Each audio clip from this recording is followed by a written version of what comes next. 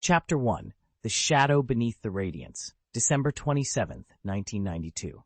Just after Christmas, Oxford Street in London's West End was bustling with life.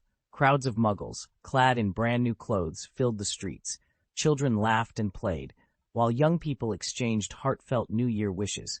Despite the heavy snow, smiles remained undiminished, as everyone harbored hopes for a brighter future. For wizards, Christmas was also the most significant festival of the year, though their celebrations differed greatly from those of muggles.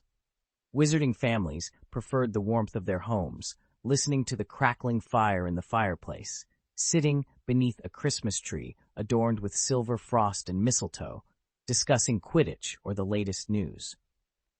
Consequently, Diagon Alley, the bustling hub of wizard commerce, was eerily quiet during the New Year, and Nocturne Alley was even more desolate. Clang, clang, clang! Atticus Blaine, concealed beneath a large black cloak, disembarked from a Gringotts cart. Despite his queasy stomach, he maintained an air of indifference, adhering to his aloof persona. The air was thick with the stench of fermented slug mucus mingled with decaying frog viscera. The rough ground was damp, and rows of inverted torches hung neatly in midair, casting bright green flames that illuminated the vast underground karst caves with an eerie, ghostly glow. Atticus surveyed his surroundings. In the pet market, about 100 feet to his left, a 15-foot-tall troll sat weakly on the ground, its limbs bound by thick iron chains. It almost blended into the dark rock walls. Its owner, a toothless old hag from Moldova, hoped to sell the troll for a good price to fund her treatment for dragonpox. Unfortunately, after 2 years, no one had shown interest. Nearby, the old witch leaned on her cane, cursing a group of house elves for polluting the environment. These elves, having lost their masters, were now free. However, describing an elf as free was akin to calling a centaur a brute. It was unlikely to earn gratitude. Most of these unfortunate creatures had belonged to small wizard families or mystical sects whose owners had vanished over time, leaving the elves to fend for themselves. Bereft of purpose, they gathered here, hoping to find new masters. Yet, aside from dark wizards seeking living subjects for spell and potion experiments, few paid them any mind. The troll was surprisingly friendly towards the elves. Atticus had once witnessed the hungry creature swat several elves to death, stuffing them into its mouth with relish. Besides trolls and elves, the pet market, reeking like a toilet, housed many other intriguing beings. There were centaurs, captured by Vila, vampires locked in cages, and Irish leprechauns, each a valuable commodity. Essentially, aside from forbidden magical creatures like dragons and unicorns, most magical animals in the wizarding world could be found in this underground market. The market nestled beneath the rock wall on the right retained the rustic charm of the European Middle Ages. However, the items displayed on the haphazardly arranged stalls were anything but simple. There were books on ancient Greek black magic, potions that could significantly boost one's magical abilities, albeit with mysterious side effects, and alchemical artifacts capable of mass destruction in an instant. Compared to these, the products sold in Borgin and Burke's seemed like mere prank items favored by young wizards, and the devil's snare here was only suitable as a decorative potted plant. Atticus Blaine even spotted the seed of the Black Death curse, which had once decimated Europe, being sold by an Italian wizard. According to the vendor, the curse had been weakened, but if unleashed, it could still wipe out the Muggle population of an entire city. Naturally, the curse seed came with a price tag as formidable as its potential. Otherwise, Atticus would have been tempted to purchase it for study. This was the dark underbelly of the magical world, a truly lawless realm. Feeling somewhat Atticus began to make his way toward the center of the cave, gradually merging with the sparse crowd. Most of the individuals here were cloaked in black robes, preferring anonymity. Only a few brazen lunatics and wizards passing through England dared to reveal their faces in front of the Ministry of Magic's covert surveillance operatives. Yes, you heard correctly.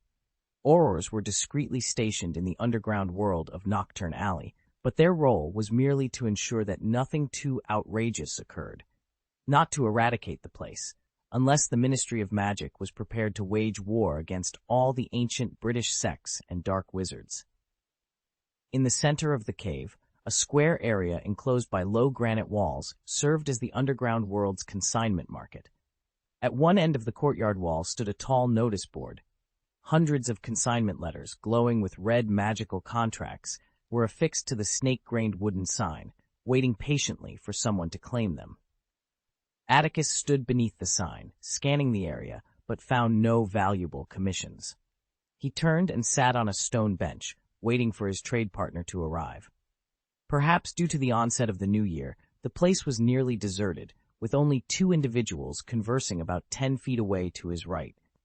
One of them wore a brown linen robe, his bald head marred by pustules and scabs, resembling an 80-year-old wizard. He glanced up at Atticus, seemingly disdainful of his attempt to conceal his true face beneath a swirling magical vortex. The old wizard bared his mouth, revealing only a few yellowed teeth, and exhaled a foul breath. His back was charred like old bark, while the other half was covered with tender, tentacle-like granulations that writhed grotesquely. However, upon noticing the golden snake embroidered on Atticus's neckline, the old wizard quickly stifled his repulsive grin, nodded politely, and looked away. Atticus found the old wizard's peculiar appearance intriguing. If his guess was correct, the wizard had likely failed to cast the soul-splitting spell while creating a Horcrux, suffering severe magical backlash. As far as Atticus knew, only one thing could slow the spread of such a curse's damage, and the ensuing conversation between the two confirmed his suspicion. Very tricky and dangerous. You know, the only place in England where you can find unicorns. The thin wizard facing the old man produced a glass vial from beneath his black robe. The silvery liquid inside gleamed conspicuously in the dim light. In the dimly lit room of the underground world, Atticus Blaine spoke cautiously. The old wizard, understanding the weight of his words, responded with a sharp sneer. He reached into his pocket and produced a fist-sized piece of mithril, tossing it onto the table with a clink. Of course, the wizard said, his voice dripping with sarcasm. Even here, few are eager to fall into Dumbledore's grasp. I've been anticipating this moment for some time. You are quite brave, and I must say, I admire that. Transactions in the underground world were typically straightforward, with little room for negotiation. If an agreement couldn't be reached, the solution was often as simple as eliminating the other party. Atticus watched the old wizard with keen interest. He observed as the wizard carefully sniffed the contents of his glass before pouring it down his throat. The play of light and shadow across his face revealed a hint of amusement. It's worth noting that due to the limitations of traditional magical education, school-trained wizards often excel in specific areas while remaining as uninformed as novices in others. Modern magical education, centered around institutions like Hogwarts, may not always cultivate extraordinary talent, but it does ensure a balanced knowledge base. This balance is crucial, especially in dealings like the current one. Any competent Hogwarts Owls student would not be deceived by a transfiguration potion containing 2 unicorn feathers. End of this chapter. Chapter 2. How dare you? In many stories, the ending is predictable from the beginning. The gloomy underground world suddenly erupted with a roar of anger, sharp as a werewolf's howl upon seeing the full moon. Tease. Just 3 seconds after consuming the intoxicating potion, the old wizard leaped up. The dense pustules and scabs on his head rapidly shifted from red to purple, then from purple to black. They began to boil like a potion nearing completion. The spines on his body twisted wildly and grew rapidly, as if eager to escape the confines of the old wizard's face. Great! The old wizard was furious, his tone betraying the depth of his anger. He brandished a short, thick cane topped with a jewel, as if preparing to cast a curse on the one who had deceived him. Unfortunately, he seemed to have forgotten that in his current state he could no longer control the volatile and malevolent magic within him. Attempting to cast a spell only further destabilized his chaotic magic. Like a wax figure under intense heat, he melted from head to toe, quickly transforming into a puddle of black pus on the ground. Sorry, great, what? The thin, wiry figure who had traded with the old wizard sneered, his voice dripping with mockery. He pocketed the mithril from the table and approached the pool of pus.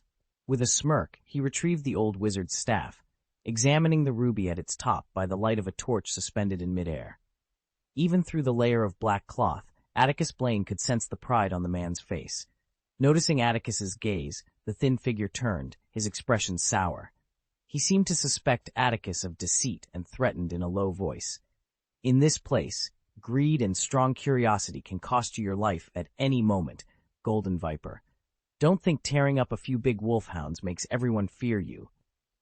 Atticus smiled contemptuously. He lowered his head, staring deeply at the pool of solution. After a moment, an old hoarse voice emerged from beneath his hood. "Thank you for the warning, Mr. Liar, but you seem to have forgotten one thing. Besides greed and curiosity, carelessness is equally deadly."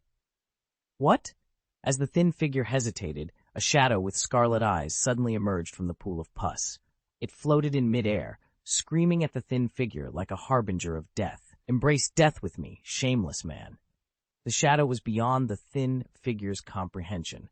He had no intention of fighting it and turned to flee. Unfortunately, every inch of the underground world was bound by anti-apparition spells, and the nearest fireplace was at least half a mile away. Before he could escape the low wall, the enormous shadow, resembling a grim reaper, caught up with him. It swooped down, opening its bloody maw filled with sharp teeth, and swallowed the thin figure and his scream whole. Crack, squeak, squeak. The sound of sour chewing echoed clearly, and blood mixed with white bones and brains fell to the ground like a stream. The strong stench of blood made Atticus frown slightly. The old wizard's death form was merely a final struggle, unable to linger in the world. The shadow, having exacted its revenge, quickly faded away. Before it vanished completely, it turned and stared at Atticus, its hoarse voice trailing off into silence. Atticus Blaine was filled with resentment. "You knew that thing was fake, yet you didn't warn me. Why blame others for your own foolishness?" Atticus replied coldly. "Before I take an interest in your current state, you'd better vanish quickly. Otherwise, I won't hesitate to let you live in a glass bottle for decades before sending you to hell." Unable to counter Atticus's words, Yu Ying sighed helplessly. After casting a nostalgic glance around, his figure faded away, striding towards his demise. Some onlookers noticed the commotion, but none were surprised or curious enough to approach. As the skinny, bamboo-like wizard had once said, in this perilous area, excessive curiosity could be fatal.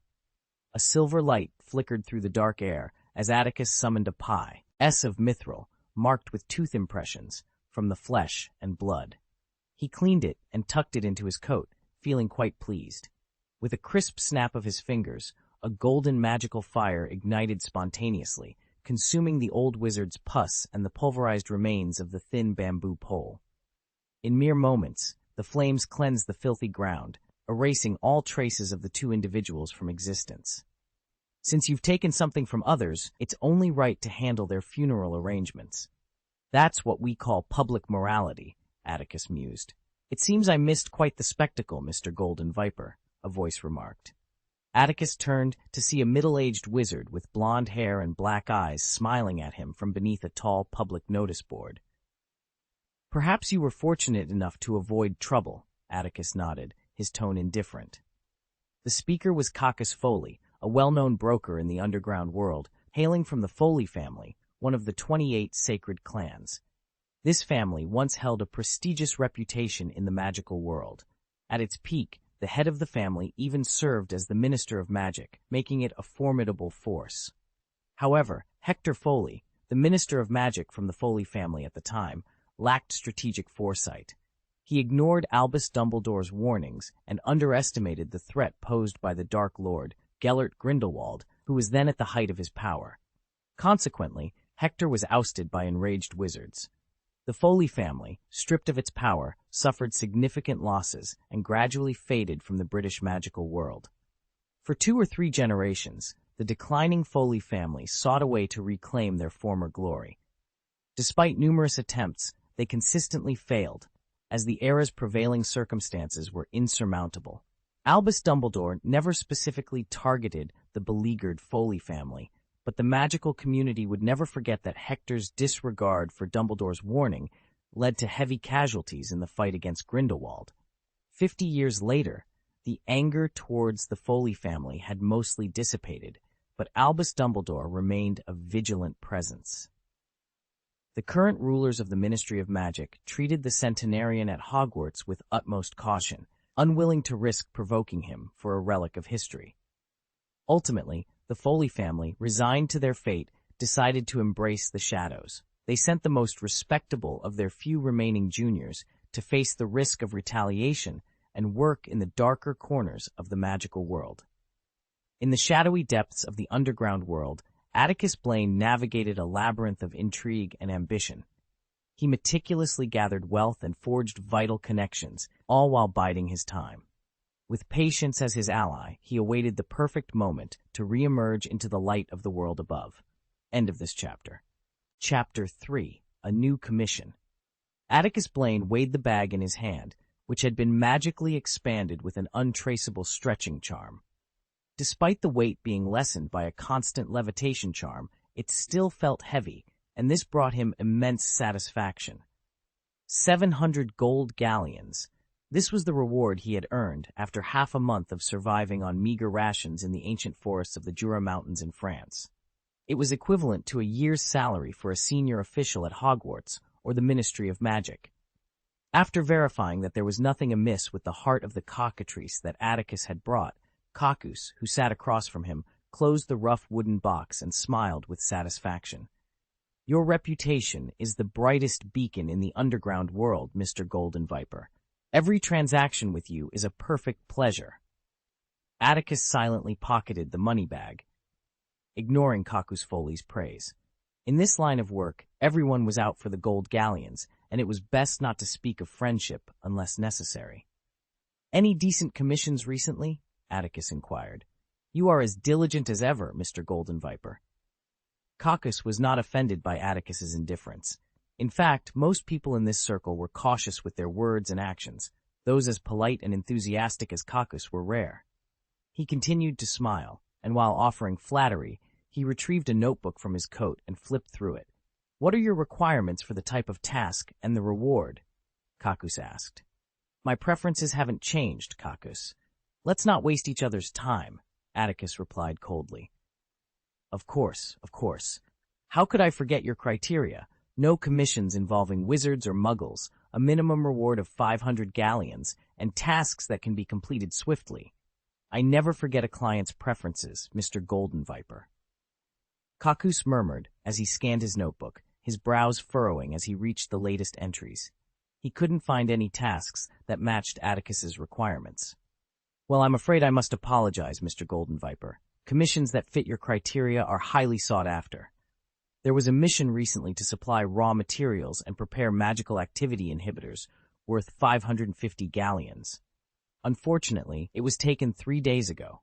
Hearing this, Atticus stood up, ready to leave without hesitation.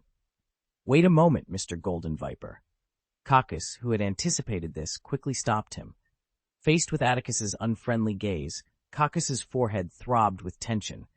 He feared that Atticus might draw his wand and pin him to the ground, as he had done with unruly werewolves in the past. "No offense," Cacus quickly explained. "I truly don't have any commissions that meet your exact requirements. However, there are some highly lucrative and risky ones. Would you be interested in hearing about them?" "Higher risk?" Atticus asked, intrigued. If Cacus Foley, who had been in this business for years, deemed a task high risk, it certainly wasn't a simple smuggling job. Cacus nodded. "Let's hear it," Atticus said. Cacus subconsciously exhaled in relief.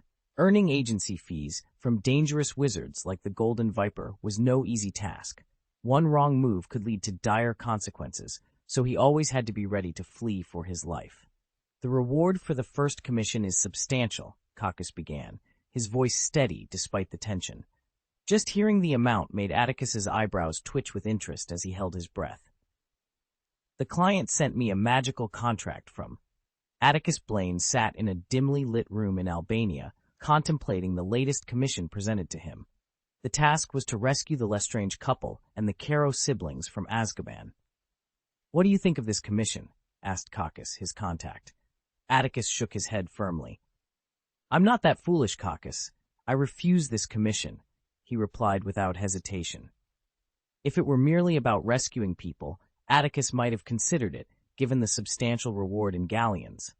While the Dementor, S of Azkaban, posed a significant threat, He was confident in his ability to handle them.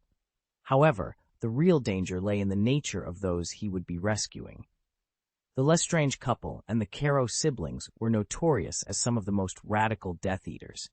Freeing them would undoubtedly draw the attention of Dumbledore, who had dedicated his life to combating Voldemort. Atticus had no desire to spend his life on the run. Moreover, Azkaban's location was a closely guarded secret in the wizarding world, making it a time-consuming endeavor to locate. Caucus wasn't surprised by Atticus's swift refusal. He suspected that the person who issued the task had indulged in too much fire whiskey and wasn't thinking clearly. After all, who would willingly face those dreadful, terrifying creatures known as Dementors? "Your decision is wise, Mr. Blaine," Caucus acknowledged. "Now, let me present another commission. Someone claims to have discovered the location of a magical relic built by a powerful ancient wizard. They seek extraordinary wizards to guard it. While they can't offer a high commission up front, they are willing to share any discoveries made within the ruins. What do you think of this offer?" Exploring relics could indeed yield high returns, not only in terms of gold, silver, and gemstones, but also in uncovering ancient magics long lost to time. Such knowledge could significantly enhance one's power. However, after some contemplation, Atticus declined this commission as well. It wasn't the risk that deterred him. Rather, it was the extensive preparation required and the high likelihood of finding nothing. Atticus preferred not to rely on sheer luck for his income. Caucus patiently introduced several more commissions to Atticus, but each one either offered disproportionate risk to reward or promised significant trouble upon completion. Without exception, Atticus rejected them all. Eventually, even Caucus grew frustrated with Atticus's selectiveness, sitting silently for a long time, deep in thought. "There's one more, the last one, Mr. Blaine," Caucus finally said, leaning forward with a cautious expression. Although he couldn't see Atticus's face behind the magical vortex, he tried his best to gauge the dangerous man's reaction. "Have you heard of Slytherin's Chamber of Secrets?"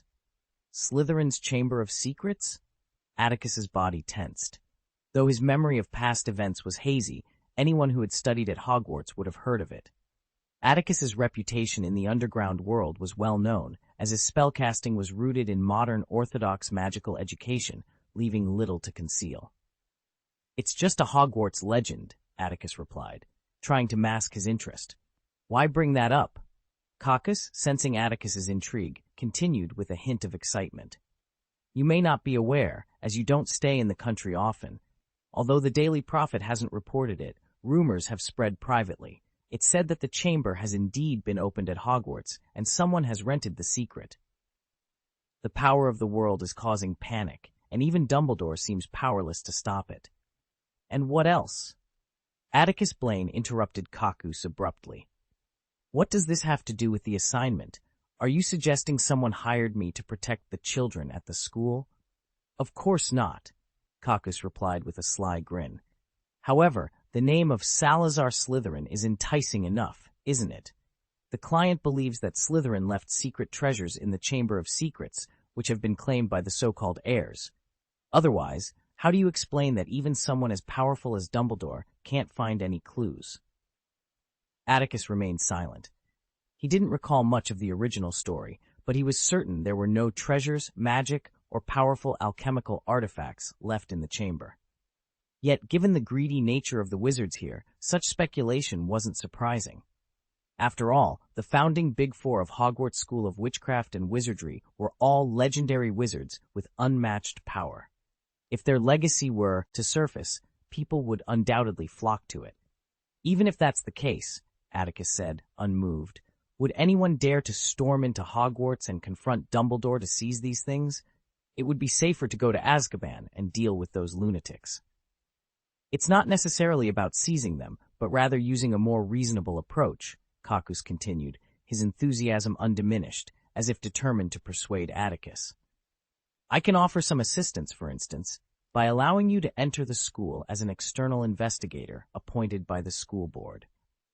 The esteemed wizards on our board need to address the growing discontent over the horrors occurring at the school. At the same time, they worry that the attacks will persist and that the wizards they send will be ineffective, turning them into a laughingstock. But if there are reliable wizards willing to negotiate with Dumbledore, after all, his performance in these events has been disappointing, they might feel he's grown a bit old and slow. It seems you've been planning to involve me all along. Atticus realized the truth. If he hadn't noticed by now, he'd be truly foolish. Caucus's earlier high-risk missions were merely bait. The real goal was to have him accept this final commission. As expected, Atticus saw through it. Caucus's heart tightened, but he maintained a humble smile. After all, Albus Dumbledore's consent is required for selecting investigators. Therefore, wizards from Hogwarts are the first choice. Strength and reputation are crucial, and only you meet the criteria. Atticus acknowledged this. How do you plan to keep my identity confidential? You should know this will expose my true identity. As clever as Caucus Foley was, he had already considered this issue and eagerly assured, the client will not know that Mr. Shra, Golden Viper, has taken on the commission. While the school board will know your name in the outside world, they won't discover your identity in the underground world from me. And what about you? Atticus pressed. In your plan, you're the only one who will know my identity in both the outside world and the underground. How can you ensure your trustworthiness? An unbreakable vow, on the life of everyone in the Foley family, to always keep your identity a secret, Caucus promised. Atticus scrutinized Caucus's aging face, not rushing to respond. It seems you stand to gain a substantial reward from this commission, don't you? That's my personal secret, Mr. Golden Viper, Caucus replied confidently, smiling. 8,000 gold galleons, plus the gratitude of the school board. Perhaps you could even receive a reward from the Ministry of Magic in exchange for the secret treasure hidden within the Slytherin Chamber of Secrets, Mr. Golden Viper. This deal is quite advantageous. End of this chapter. Chapter 4. The heavy snow that had fallen for several days blanketed the streets of the ancient city of London, concealing all traces of dirt and grime. Yet, the perpetually overcast sky hinted at the brewing of an even fiercer snowstorm. On the old streets, numerous Muggle sweepers battled tirelessly against the snow, striving to clear a path for passers-by. Atticus Blaine, clad in an old dark green overcoat, stood in the barren yard, his gaze fixed intently on the unfinished building before him. His lavender eyes seemed to hold an extraordinary magical power. Unlike the surrounding structures, rich with historical charm and antiquity, this building was a stark, boxy, 6-story edifice, reminiscent of a student dormitory with more than a dozen rooms on each floor. Once completed, it was clear it would accommodate many. Atticus? A voice called from the street beyond the iron gate, and pulling Atticus from his reverie. He turned to see a middle-aged woman approaching with a hurried expression. Her smile was warm and kind. "Good morning, Mrs. Reagan," he greeted. "Oh, you should have said hello sooner, Atticus," Mrs. Reagan chided gently after a quick hug. "I didn't mean to rush, but something's come up that might keep me busy for the next few months, so I came back to check on the progress," Atticus explained, his tone light and casual. Yes, you're always in such a hurry," Mrs. Reagan replied, looking proudly at Atticus, the most promising child to have graduated from the orphanage in recent years. Her face beamed with satisfaction. "Don't worry, Atticus. Mr. Parker from the construction team said they'll resume work after the Christmas holiday. The children will be able to move into their new home in just 2 months. That's what they're hoping for." Atticus smiled, opening the suitcase he carried. He pulled out 2 stacks of pounds and handed them to Mrs. Reagan. Although Gringotts offered currency exchange services, the strict exchange rates and limits made Atticus prefer converting his gold coins into gold bricks. He would then find a discreet shop in London to exchange them for pounds, accepting some losses to avoid dealing with the greedy goblins. "This is the final payment for the project. Please give it to Mr. Parker for me," he instructed. Mrs. Reagan, having expressed her gratitude many times before, simply nodded and tucked the money into her oil-stained apron. Her voice was filled with gratitude and anticipation. "Are you going to see the children, Atticus? They really want to see you, especially little Hammer. He's been complaining for days that you didn't keep your promise to spend Christmas with them." "Please apologize to him for me, Mrs. Reagan. I'll bring him a present during the summer vacation." "Okay, Mrs. Reagan replied, her tone tinged with disappointment. She knew that if Atticus had the time, he would never refuse to visit the children. It seemed he was indeed preoccupied with something urgent. Their conversation was brief, as Mrs. Reagan needed to return to the children waiting for her care. After she left, Atticus lingered for a moment before exiting the desolate courtyard. With a steady pace, he walked eastward along the freshly cleared street. The old buildings lining the road, filled with countless childhood memories, did not slow his stride. When he reached a 10-foot-wide river, he paused on the dilapidated arch bridge, gazing at the frozen water below. In a daze, I found myself wandering towards a barren wasteland dotted with sparse birch trees. At the heart of this desolate expanse lay a cemetery, its boundaries marked by crumbling fences. "The whirlwind sweeps away," I murmured, not bothering to remove my hands from my pockets. As if responding to my words, several small tornadoes materialized in the desolate cemetery, effortlessly clearing away the rows of tombstones and the accumulation of black and gray cobblestones. The snow vanished without a trace. "Sorry, Grandma Farina, I forgot to bring flowers," I said softly, approaching a white tombstone. I bent down to wipe away the icy water clinging to the marble obelisk, which bore an epitaph and a black-and-white photo of an elderly woman with a kind smile. This was the grave of the woman who had cared for me at the orphanage, the only relative I had ever known since arriving in this world as a baby. Sensing my sorrow, an owl flew in against the biting cold wind. It paused on the nearest birch tree, tilting its head to observe me. Occasionally, it would use its sharp beak to preen its wind-ruffled feathers. "In the coming months, I'll be returning to the school that taught me to juggle," I continued, speaking to the owl as if it could understand. "The school is in trouble, and some people hope I can find something while I'm there. My wishes don't align with theirs." Albus Dumbledore, that white-bearded old man who always seemed to bump into me in the library at midnight, would remind me that staying up late was bad for my health. He wouldn't approve of what I'm doing, and I'm not thrilled about being under his watchful eye. But there's no choice. The offer was too tempting, worth half a year of effort. Besides, once the new dormitory is built, I hope to help the children with their education. The cold wind carried away my melancholy sigh, but couldn't erase the frustration etched on my face. If only I could remember the plot, I mused, I could finish the job quickly and leave with the money. This simple statement revealed the deepest secret hidden within me. I, Atticus Blaine, was not a native-born local. My soul hailed from a blue planet devoid of magic. The Harry Potter stories had been my favorite books in my previous life, but over 20 years had passed since I received my Hogwarts acceptance letter in this life, and my memories had faded. When the owl delivered the letter to the cold orphanage room, I thought it was a prank. It wasn't until a greasy-haired man with a hooked nose turned my bed into a toilet with a flick of his wand that I realized my life was not following some urban superpower script. I tried to recall the Harry Potter storyline, but all I could remember were vague terms like Horcruxes, Hallows, Love and Scars, Voldemort, and Resurrection, far less than what I had learned since entering the wizarding world. Despite mastering magic, I attempted unconventional methods to retrieve my memories. Yet, they remained stubbornly elusive, hidden in a swirling gray mist, as if protected by powerful magic. After exhausting many methods and nearly losing myself in the process, I had no choice but to give up. The boy named Potter is in his second year now, I reflected, and he still has several years before graduation, so I don't think. Facing the most dangerous situation seemed unnecessary, especially with Dumbledore around, or so Atticus Blaine thought, until he realized the danger actually stemmed from Dumbledore himself.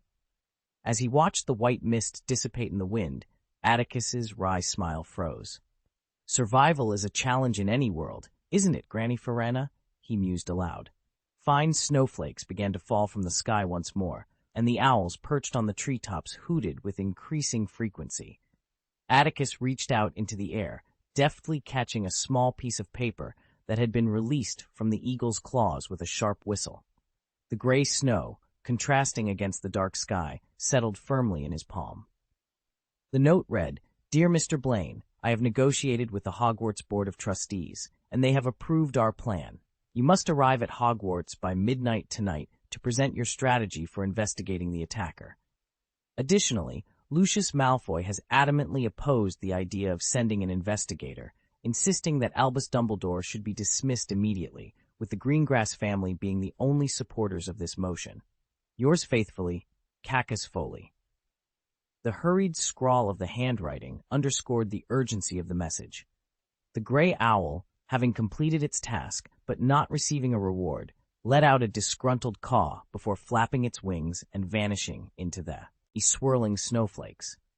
Atticus closed his hand, and Cacus's note transformed into seeds, from which a cluster of pure white carnations blossomed in his palm. "Do you like the trick, Granny Farina?" he asked, glancing at the old woman depicted on the gravestone, who seemed to smile approvingly. Atticus chuckled softly, then turned and walked into the wind and snow. After the explosion, the desolate cemetery was empty, save for a low, murmured oath that drifted through the sparse forest. "The train of fate. Are you ready to journey into the unknown? Please collect, recommend, and invest. Thank you." Chapter 2 will be available before 5 o'clock. End of this chapter. Chapter 5. The Interview. For thousands of years, the ancient castle, weathered by the passage of time, still exudes an aura of mysterious magic amidst the heavy snowfall. During the Christmas holiday, Hogwarts is quieter than usual. In the empty castle, apart from the murmurs of the portraits lining the narrow corridors and the clinking sounds of the standing armor, only Peeves' shrill singing occasionally pierces the tranquility. Severus Snape's vigorous strides caused his robe to billow like a cloak, making him resemble a large bat with wings spread, yet running on its feet. The expression on his face, with its shadowy eyes and pale lips, clearly indicated his foul mood. "Iced lemon juice," he muttered. Upon hearing the correct password, the grotesque stone gargoyle quickly leapt aside, appearing somewhat flustered, as if it too feared something. Snape strode into the opening in the wall, and as he entered the circular office hidden behind it, his mood inexplicably worsened. Albus Dumbledore, the greatest wizard of our time, was reclining in his chair. Behind his half-moon spectacles, his piercing azure gaze was fixed on the high dome of the office, where piles of unanswered letters awaited his attention. "Where have you been?" Snape asked bluntly, glancing at Dumbledore's purple traveling cloak, which was still on. "Just out for a walk," Dumbledore replied with a gentle smile. "You know, Severus, for someone of my age, maintaining a moderate amount of exercise is quite necessary." "Indeed," Snape replied with a hint of sarcasm. "And how many days have you been walking?" Dumbledore, unfazed by Snape's reaction, smiled nonchalantly. "How is Miss Granger?" "She's stable. Madame Pomfrey has addressed her condition appropriately. She should be back to normal after a few weeks of rest," Snape answered bluntly, though truthfully. However, as he noticed Dumbledore's relief and the impending dismissal of the topic, he couldn't contain his anger any longer. "I assume you're aware of what those clever, audacious Gryffindors have been up to, brewing polyjuice potion in secret and daring to break into my office to steal ingredients. Dumbledore, when did the school become so lenient? Breaking school rules and stealing a professor's property is actually allowed?" "Despicable behavior is never tolerated," Dumbledore replied, his exhaustion evident. He removed his spectacles and rubbed the bridge of his nose. "But we must look beyond actions to understand intentions. Severus, I don't believe Harry, Mr. Weasley, and Miss Granger's efforts to uncover the truth behind the attacks are despicable.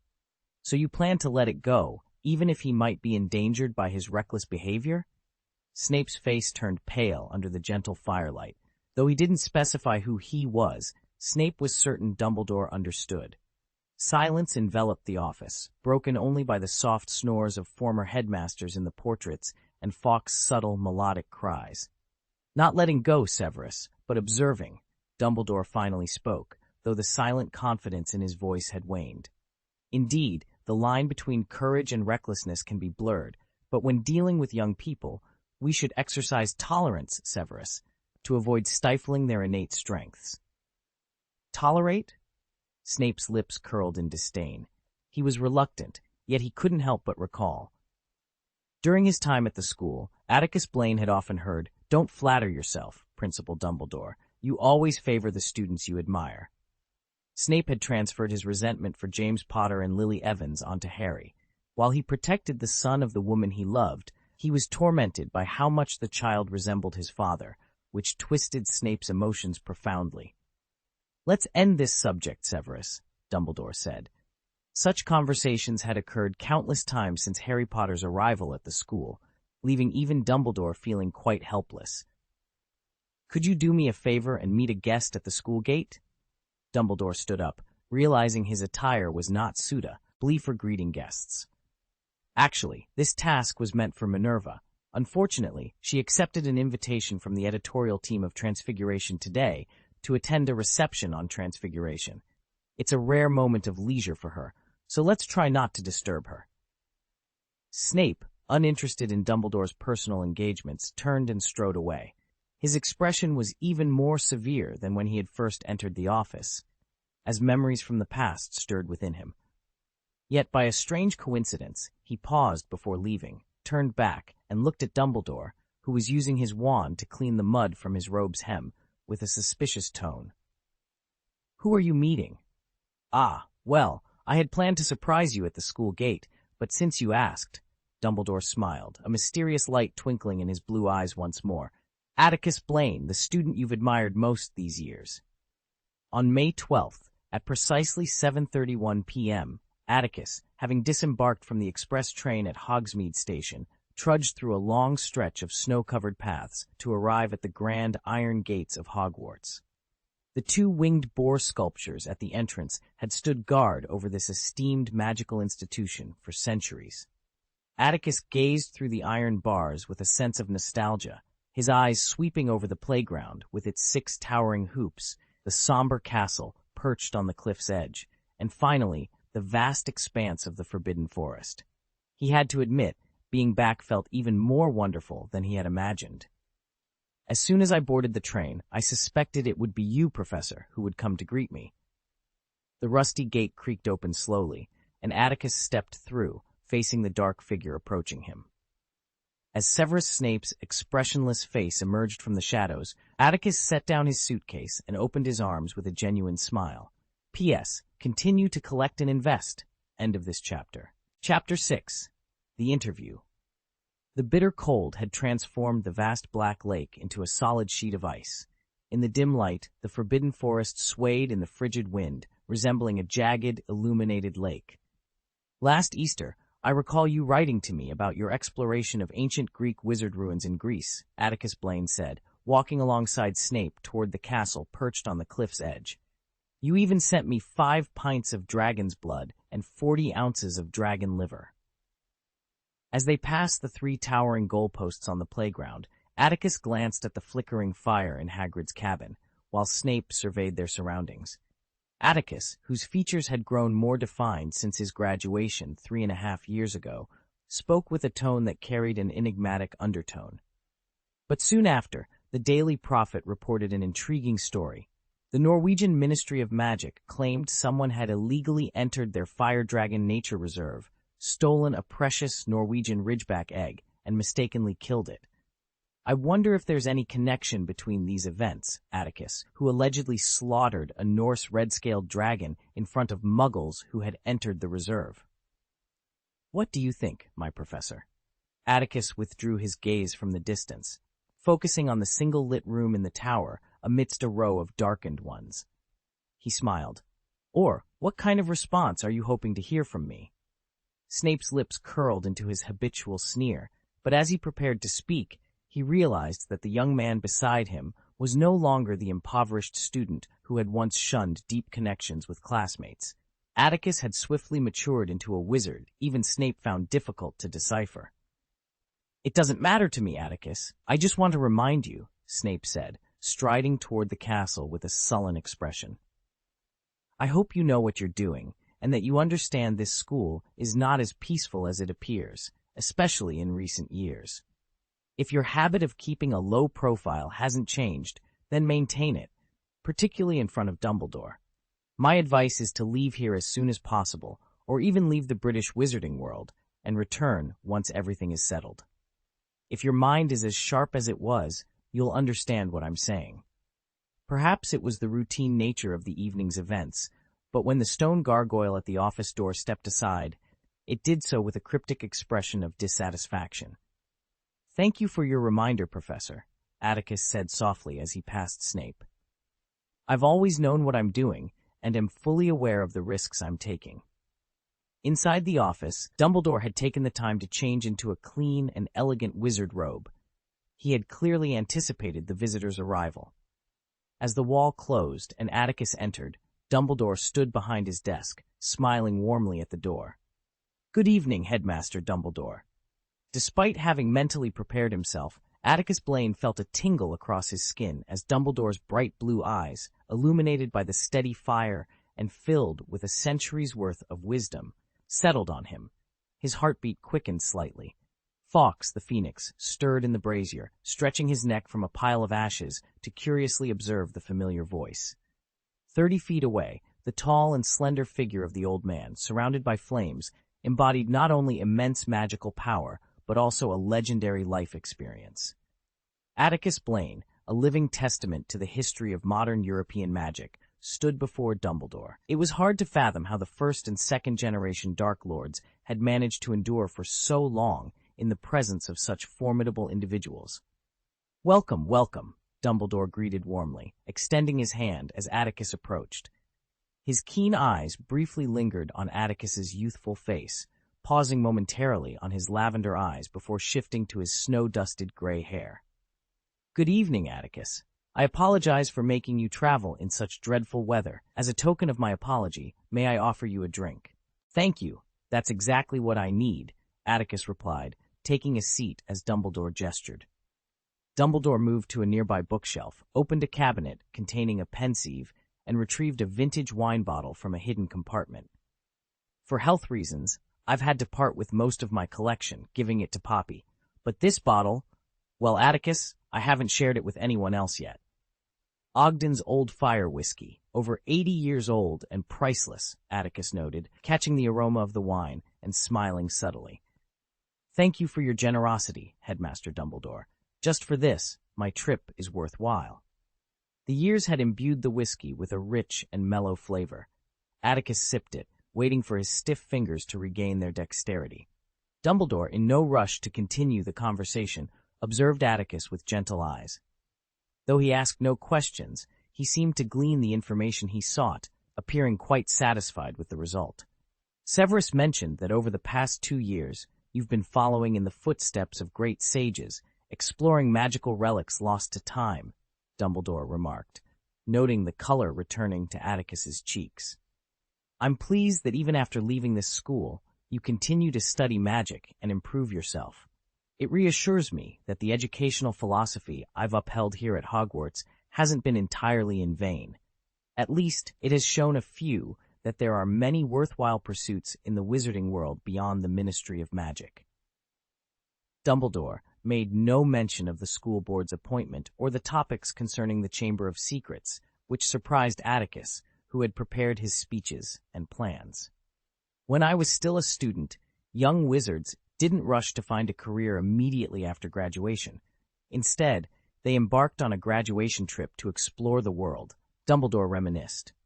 "Before I graduated, I planned to travel with an old friend to Greece to seek out the magical creatures of myth, and to Egypt to witness the alchemist's experiments.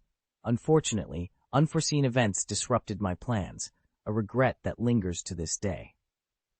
"Perhaps my choice is influenced by my Muggle origins," Atticus mused, setting down his glass. Though he smiled in agreement, he felt a sense of confusion. Before arriving, Atticus had envisioned numerous scenarios for his conversation with Dumbledore. He anticipated that the enigmatic old man might inquire about his experiences over the years and would not be easily swayed by simple words. Perhaps, like Professor Snape, Dumbledore was curious about his true intentions for returning to the school. He might discuss the perpetrator of the locked room attack and question his proposed preventive measures. Yet, it seemed Dumbledore was uninterested in these matters and merely wished to engage in a simple chat. Could it be possible? Atticus doubted Dumbledore's innocence and remained cautious, though outwardly he displayed great interest in the conversation. The current topic is intriguing. Children from wizarding families often take magic for granted, but for those of us who grew up in the Muggle world, The ability to make miracles bloom with a mere wave of a wand is truly extraordinary. In comparison, power and wealth seem so insignificant. "Don't be modest, Atticus," Dumbledore replied, his deep eyes twinkling with relief behind his half-moon spectacles. "There are many children from Muggle families, but your unique talent lies in your awe and tireless pursuit of knowledge." Atticus's explanation seemed to resonate with Dumbledore. "The most important thing," Dumbledore continued, "is that even after all you've experienced, you still describe magic as a miracle bloom rather than simply power." He blinked and smiled playfully. "When you were a student here, Professor Snape often expressed his concerns to me about your research into dark magic. This led to our frequent chance encounters in the library's restricted section late at night." Atticus, sipping his wine, was caught off guard and choked slightly. He wiped his lips, a hint of embarrassment crossing his face, reminiscent of a child caught in a mischief. "It's rare for someone as busy as you, Headmaster Dumbledore, to remember such trivial matters.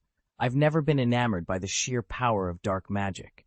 I believe that both dark and light magic are integral parts of the magical world, worthy of study. Blindly excluding one only highlights our ignorance."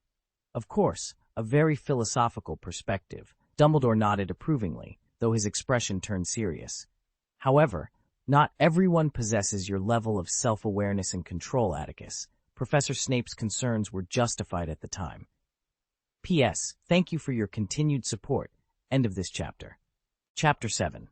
After 11 o'clock at night, Atticus Blaine, having hastily concluded the meeting, left Dumbledore's office. His cheeks felt stiff from maintaining a long, echoing smile.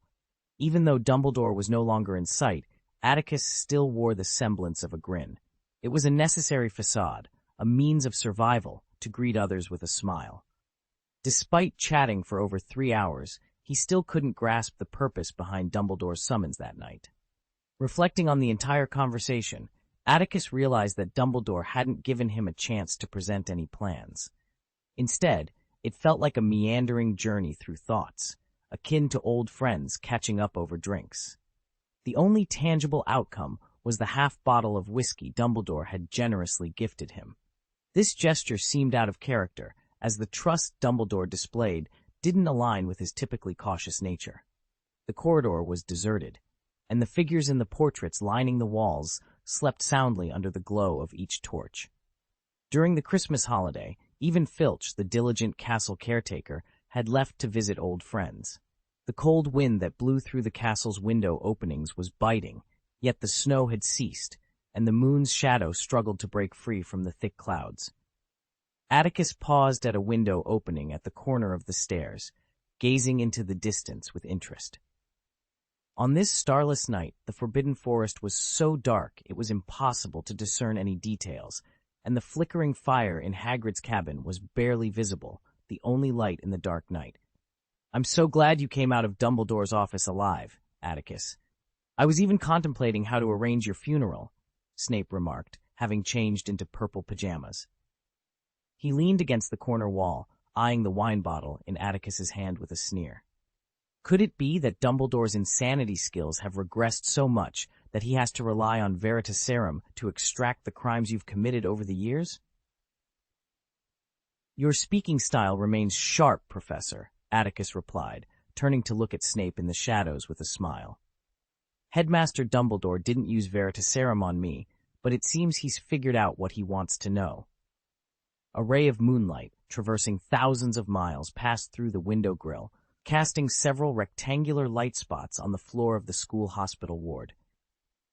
"Lumos," Hermione whispered, ensuring Madame Pomfrey had returned to her small room to sleep. She quietly opened her eyes, wriggled under the bedding, and retrieved a copy of Common Magical Ailments from beneath her pillow. She had asked Harry to borrow it from the library. Although Madame Pomfrey assured her that the hair on her face would fade in a few weeks, Hermione hoped to find a way to shorten this time. Otherwise, she wouldn't know how to explain to visitors why she had a beautiful beard growing on her cheeks. Perhaps influenced by animal instincts after a botched transformation, Hermione crawled like a real cat, her white palms unconsciously forming cat-like paws on the book's pages, and a slender cat tail quietly slipped out, hanging over the edge of the bed. Suddenly, the sound of footsteps outside the ward made Hermione's ears atop her head freeze. In a brief moment, after ruling out Harry, Ron, or Madame Pomfrey as the source, Hermione's hair stood on end, her expression filled with fear. Could it be the attacker from the Chamber of Secrets? She hastily. Atticus Blaine extinguished the light from his wand and lay back on the bed, clutching it tightly beneath the quilt. There are very few things that happen in this school that can be hidden from Headmaster Dumbledore, Professor. Are you sure he truly knows nothing? You might call him hypocritical, but he would never allow anyone to use a conspiracy to harm the students here, replied a sinister, deep voice. Hermione recognized it immediately. It was the voice of Professor Snape, the potions master who was notorious for his disdain towards Gryffindor students, especially Harry. Despite her excellent memory, Hermione was certain she had never heard the other voice before. However, from the conversation, it was clear that the speaker was not the heir of Slytherin. After a moment's hesitation, Hermione's bushy head emerged from under the quilt. Thanks to the thick pads on the soles of her feet, she moved silently towards the door. At Snape's signal, Atticus Blaine pulled back the curtain, stepped forward quickly, and examined the two unfortunate boys who had been attacked and were now lying in adjacent hospital beds. The one with the camera is Colin Creevey, and the other is Justin Finch Fletchley. They're from Gryffindor and Hufflepuff, both Muggle-born. You're sensitive to magic, Atticus. Tell me what you think, Snape instructed. Atticus stood between the two beds, leaning over with a focused expression. His lavender eyes seemed to swirl with thought as he studied Colin Creevey, who appeared to be frozen mid-action with his camera. Then he turned his attention to Justin Finch Fletchley, who looked terrified. Atticus occasionally poked and tapped the hardened skin of the two boys, the sound echoing clearly in the quiet hospital wing. "What did Dumbledore say?" Atticus asked, not directly answering Snape's question. He sat on the bed, staring intently into Colin's eyes. He believes it's a very advanced form of dark magic, requiring immense magical power beyond the capabilities of young wizards. He also confided to Minerva that he personally cannot directly undo this powerful petrification spell, Snape replied. "I have my doubts about that last part," Atticus said, pursing his lips. He pointed to Colin's eyes and shared his thoughts. "It's not dark magic, but a curse. The abnormal magic uses the eyes of these two unfortunate boys as a conduit, freezing the flow of magic within them, manifesting externally as petrification. Minerva, Phileas, and Pomona have all hinted cryptically to me," Snape said, sounding a bit annoyed. "I've observed those children in the courtyard eager to show off. No one hides their strength like you did back then. They don't have this capability." "The bottle of fire whiskey in the headmaster's collection is indeed very old," Atticus remarked, standing up and stretching. He felt dizzy and nearly stumbled, catching himself on the bedpost and rubbing his temples. Many thoughts raced through his mind. Hearing Snape's veiled complaint, he recalled his own cautious nature from years past. Atticus smiled and said, "You're looking in the wrong direction, Professor. As I mentioned, their petrification is caused by magic of an abnormal nature, suggesting it is less likely to originate from wizards. It's more akin to the magic flowing in a dragon's blood and nerves, quite different from wizarding magic." Hermione, hiding behind the door, widened her yellow eyes and clenched her paws in excitement. Atticus glanced humorously at the ward across from him. In his vision, the magic of the little wizard concealed behind the door was as conspicuous as a beacon. The moon rose in the dark sky, casting an eerie glow over the scene. "So it's not just absurd rumors that Salazar Slytherin left a monster in the Chamber of Secrets, is it?" Snape's voice was as dark as the night. Slytherin, the greatest of the Big Four founders, had always been a source of pride for the Academy's alumni. Yet, at this moment, Snape felt more irritation than admiration for the Academy's founder. "Given the current situation, this seems highly probable," Atticus Blaine mused, thinking of the dark wizards lurking in the underground world, all eager to uncover Slytherin's secret treasure. They likely never imagined that what Slytherin had painstakingly hidden in the chamber was merely a magical creature. However, Atticus's mission was clear. Locate the contents of the chamber and deliver them to Cacus Foley. Whatever lay within the chamber was of no personal concern to him. Realizing he couldn't immediately lift the curse, Atticus knew he could glean no more information from the petrified Colin and Justin. He gently covered them again, his tone indifferent. What intrigues me more is why the attacker, who clearly had the power to kill after petrification, chose not to. Is it simply to revel in the fear they create? That seems like something only a truly twisted mind would do. You're not the only one curious about this, Snape interrupted. I believe Miss Hermione Granger is equally intrigued. As Atticus and Snape were about to leave, they passed by Hermione's ward. Suddenly, Snape drew his wand and flicked it towards the door. Hermione, caught off guard, let out a startled scream and stumbled out, rolling twice before landing at Atticus's feet. "Oh my God!"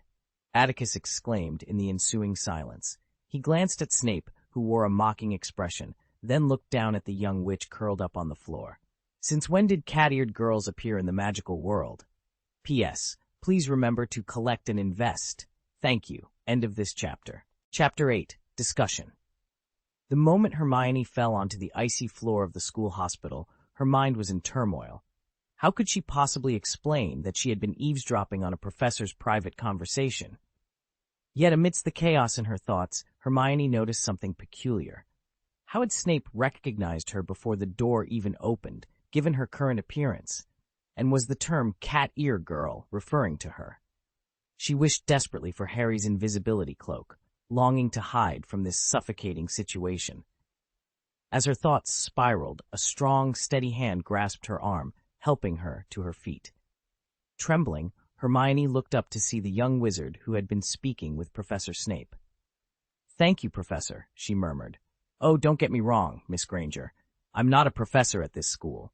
Atticus Blaine replied with a gentle smile.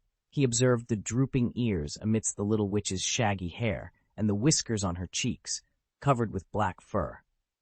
It didn't take him long to deduce that this was likely the result of a polyjuice potion mishap involving animal transfiguration. Hermione, known for her intellect and resourcefulness, had clearly been experimenting. Although Atticus couldn't recall every detail from the Harry Potter books, Snape's recent taunt had clued him in that the little witch before him was indeed Hermione Granger, a bright and perceptive young wizard, which piqued his curiosity. "Miss Granger," Snape's voice, laced with sarcasm, cut through the late-night silence of the school hospital. "I must admit, your current appearance is far more entertaining than usual. However, I am curious as to why you look like this, and whether it was Minerva's courage that led you to eavesdrop on my conversation." Atticus understood the surprised look Hermione cast his way. Snape glared at Atticus before turning his dark eyes back to Hermione. "Answer my question, Miss Granger, or would you prefer Minerva to explain it for you?" At this, Hermione's body trembled. The situation was dire enough, and if Professor McGonagall found out, she couldn't bear to face the Gryffindor hourglass. "My appearance is due to a misjudgment of my transfiguration skills, Professor Snape," Hermione admitted, her head bowed, her voice tinged with tears. She was grateful for the black fur on her face, as it hid her flushed cheeks, which would have betrayed her lie. "I was previewing Advanced Transfiguration and thought I could perform the spell described in the book. I'm sorry for eavesdropping on your conversation with this gentleman. I was in bed, reading about how to heal my magical injuries faster, but the noise outside caught my attention. I thought it might be related to the Chamber of Secrets. You know, the attacks have made us Muggle-born wizards very nervous." Atticus noticed Snape's face growing more livid, his breathing heavier. If Hermione continued her fabrications, a disaster might unfold in the school hospital. "There's no need to explain, Miss Granger," he interjected.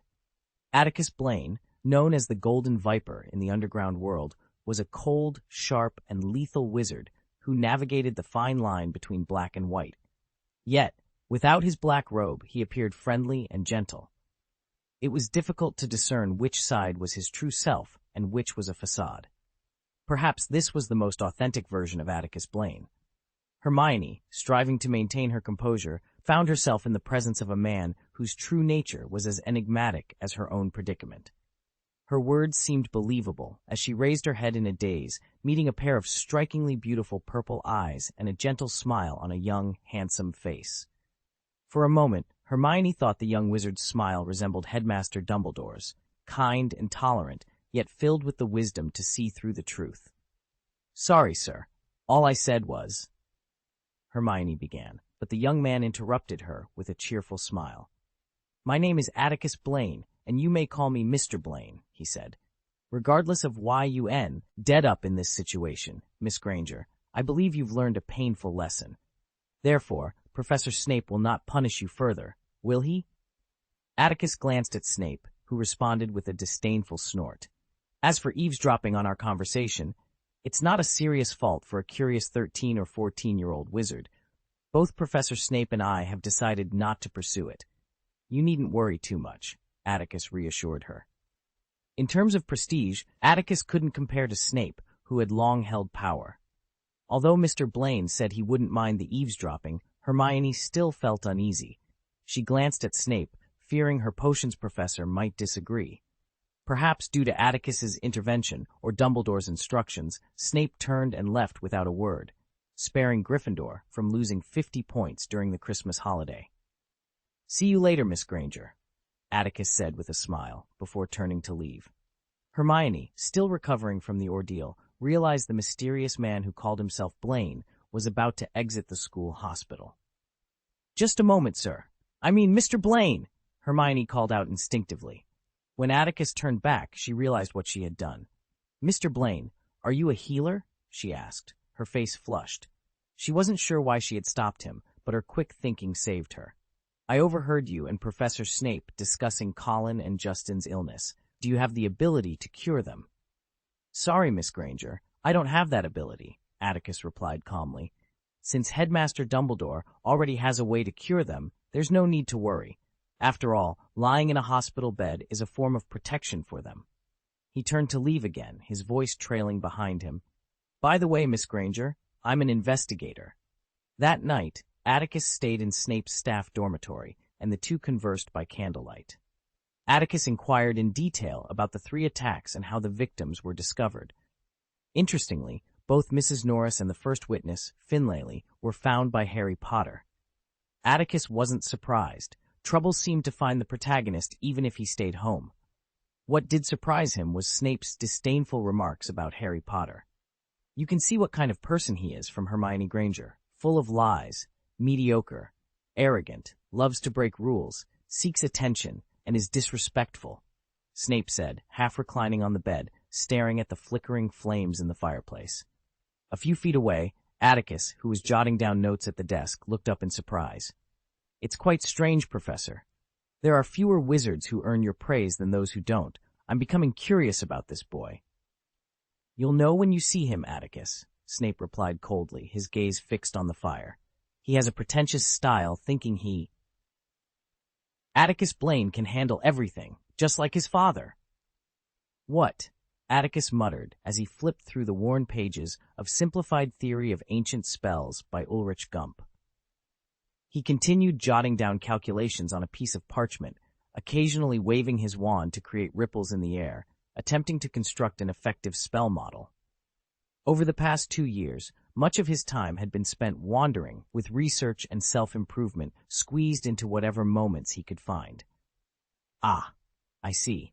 It's a grievance from the previous generation," Atticus mused, choosing not to press Snape further about his issues with Potter's father. He understood all too well that everyone has a past they prefer to keep untouched. Why reopen wounds that others have worked so hard to heal? Note, new books are challenging to create, so your support is greatly appreciated. End of this chapter. Chapter 9. The Gloom Lifts. The gloom that had lingered for many days finally dissipated on the first day of the new year.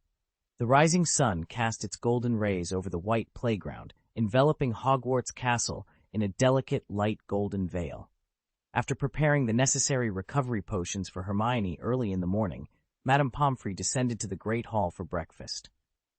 In the school hospital, only Harry and Ron remained by Hermione's side, who was visibly dejected. After listening to Hermione recount her ordeal from the previous night, their expressions mirrored her unhappiness. "Professor Snape must know," Hermione exclaimed, her voice tinged with frustration as she covered her furry face with her hands. "He called out my name before the door even opened. It doesn't make sense. No one knows about my condition except Madame Pomfrey. Professor Snape is a master of potions. He must understand the consequences of using polyjuice potion for animal transformation. This means he knows I stole the ingredients from his storage room. Harry stared blankly at the tall goalposts on the Quidditch pitch. He and Ron had planned to play Quidditch after visiting Hermione, but now it seemed their plans were inevitably cancelled. Since the Christmas holidays, the relief he felt from no longer being whispered about as a Parselmouth or accused of being Slytherin's heir was quickly fading. He was reminded of the young wizard named Atticus Blaine. Atticus Blaine, who claims to be an investigator, Harry said worriedly. Hermione, what do you think Blaine is investigating at Hogwarts? It doesn't matter, Harry. What else is there to investigate at the school now? Hermione replied, her irritation growing as Harry and Ron seemed unconcerned about the possibility of expulsion. Harry felt a chill in his stomach, despite the warmth of the morning's rice porridge. He had never heard of Atticus Blaine, and aside from Mr. Weasley, he had never encountered a wizard with an official title. Yet, the word investigator weighed heavily on his mind. Because of his ability to speak Parseltongue, he was already under suspicion among the students. If word spread that an investigator had arrived at the school, how much more scrutiny would he face? He could almost see the smug look on Malfoy's face, eager to report him to the investigator. Why would the Ministry of Magic suddenly send an investigator to the school? Harry wondered aloud. I mean, with Headmaster Dumbledore here, he never mentioned anything to me. This thought led Harry back to the night Justin was attacked. He had spoken with Dumbledore in his office, but, out of fear, had withheld information about Dobby's warnings and the terrifying voices that preceded each attack. Could it be that Dumbledore was displeased with his secrecy and had allowed the Ministry to intervene? Would they simply follow the rumors and send him to the wizarding prison Malfoy had mentioned? There's no need to guess, Harry, Ron interjected, holding half a potato pie. Snape's behind this. I'm sure of it. He raised his freckled nose with conviction. Think about it, Harry. This Blaine must have a connection with Snape, maybe even a Slytherin graduate. Who wants you out of this school more than anyone? Snape, without a doubt. I'll bet you on it, Harry. Ron resumed chewing his potato pie, continuing his analysis with a determined air. The investigator was brought in by Snape to handle it. Thank you, Ron.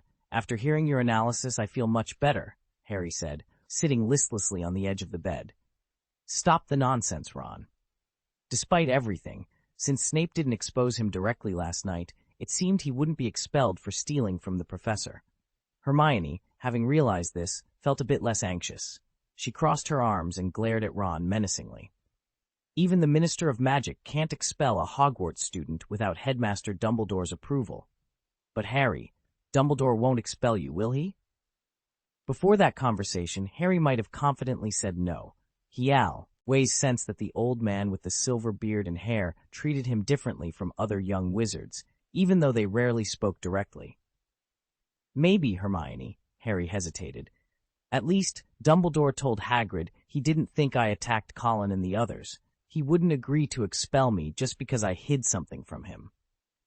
As Harry worried about the situation, Ron, still grumbling after Hermione's rebuttal, suddenly frowned and looked at the ceiling, trying to remember something. Atticus Blaine, that name, I swear I've heard it before. The whisper snapped Harry to attention.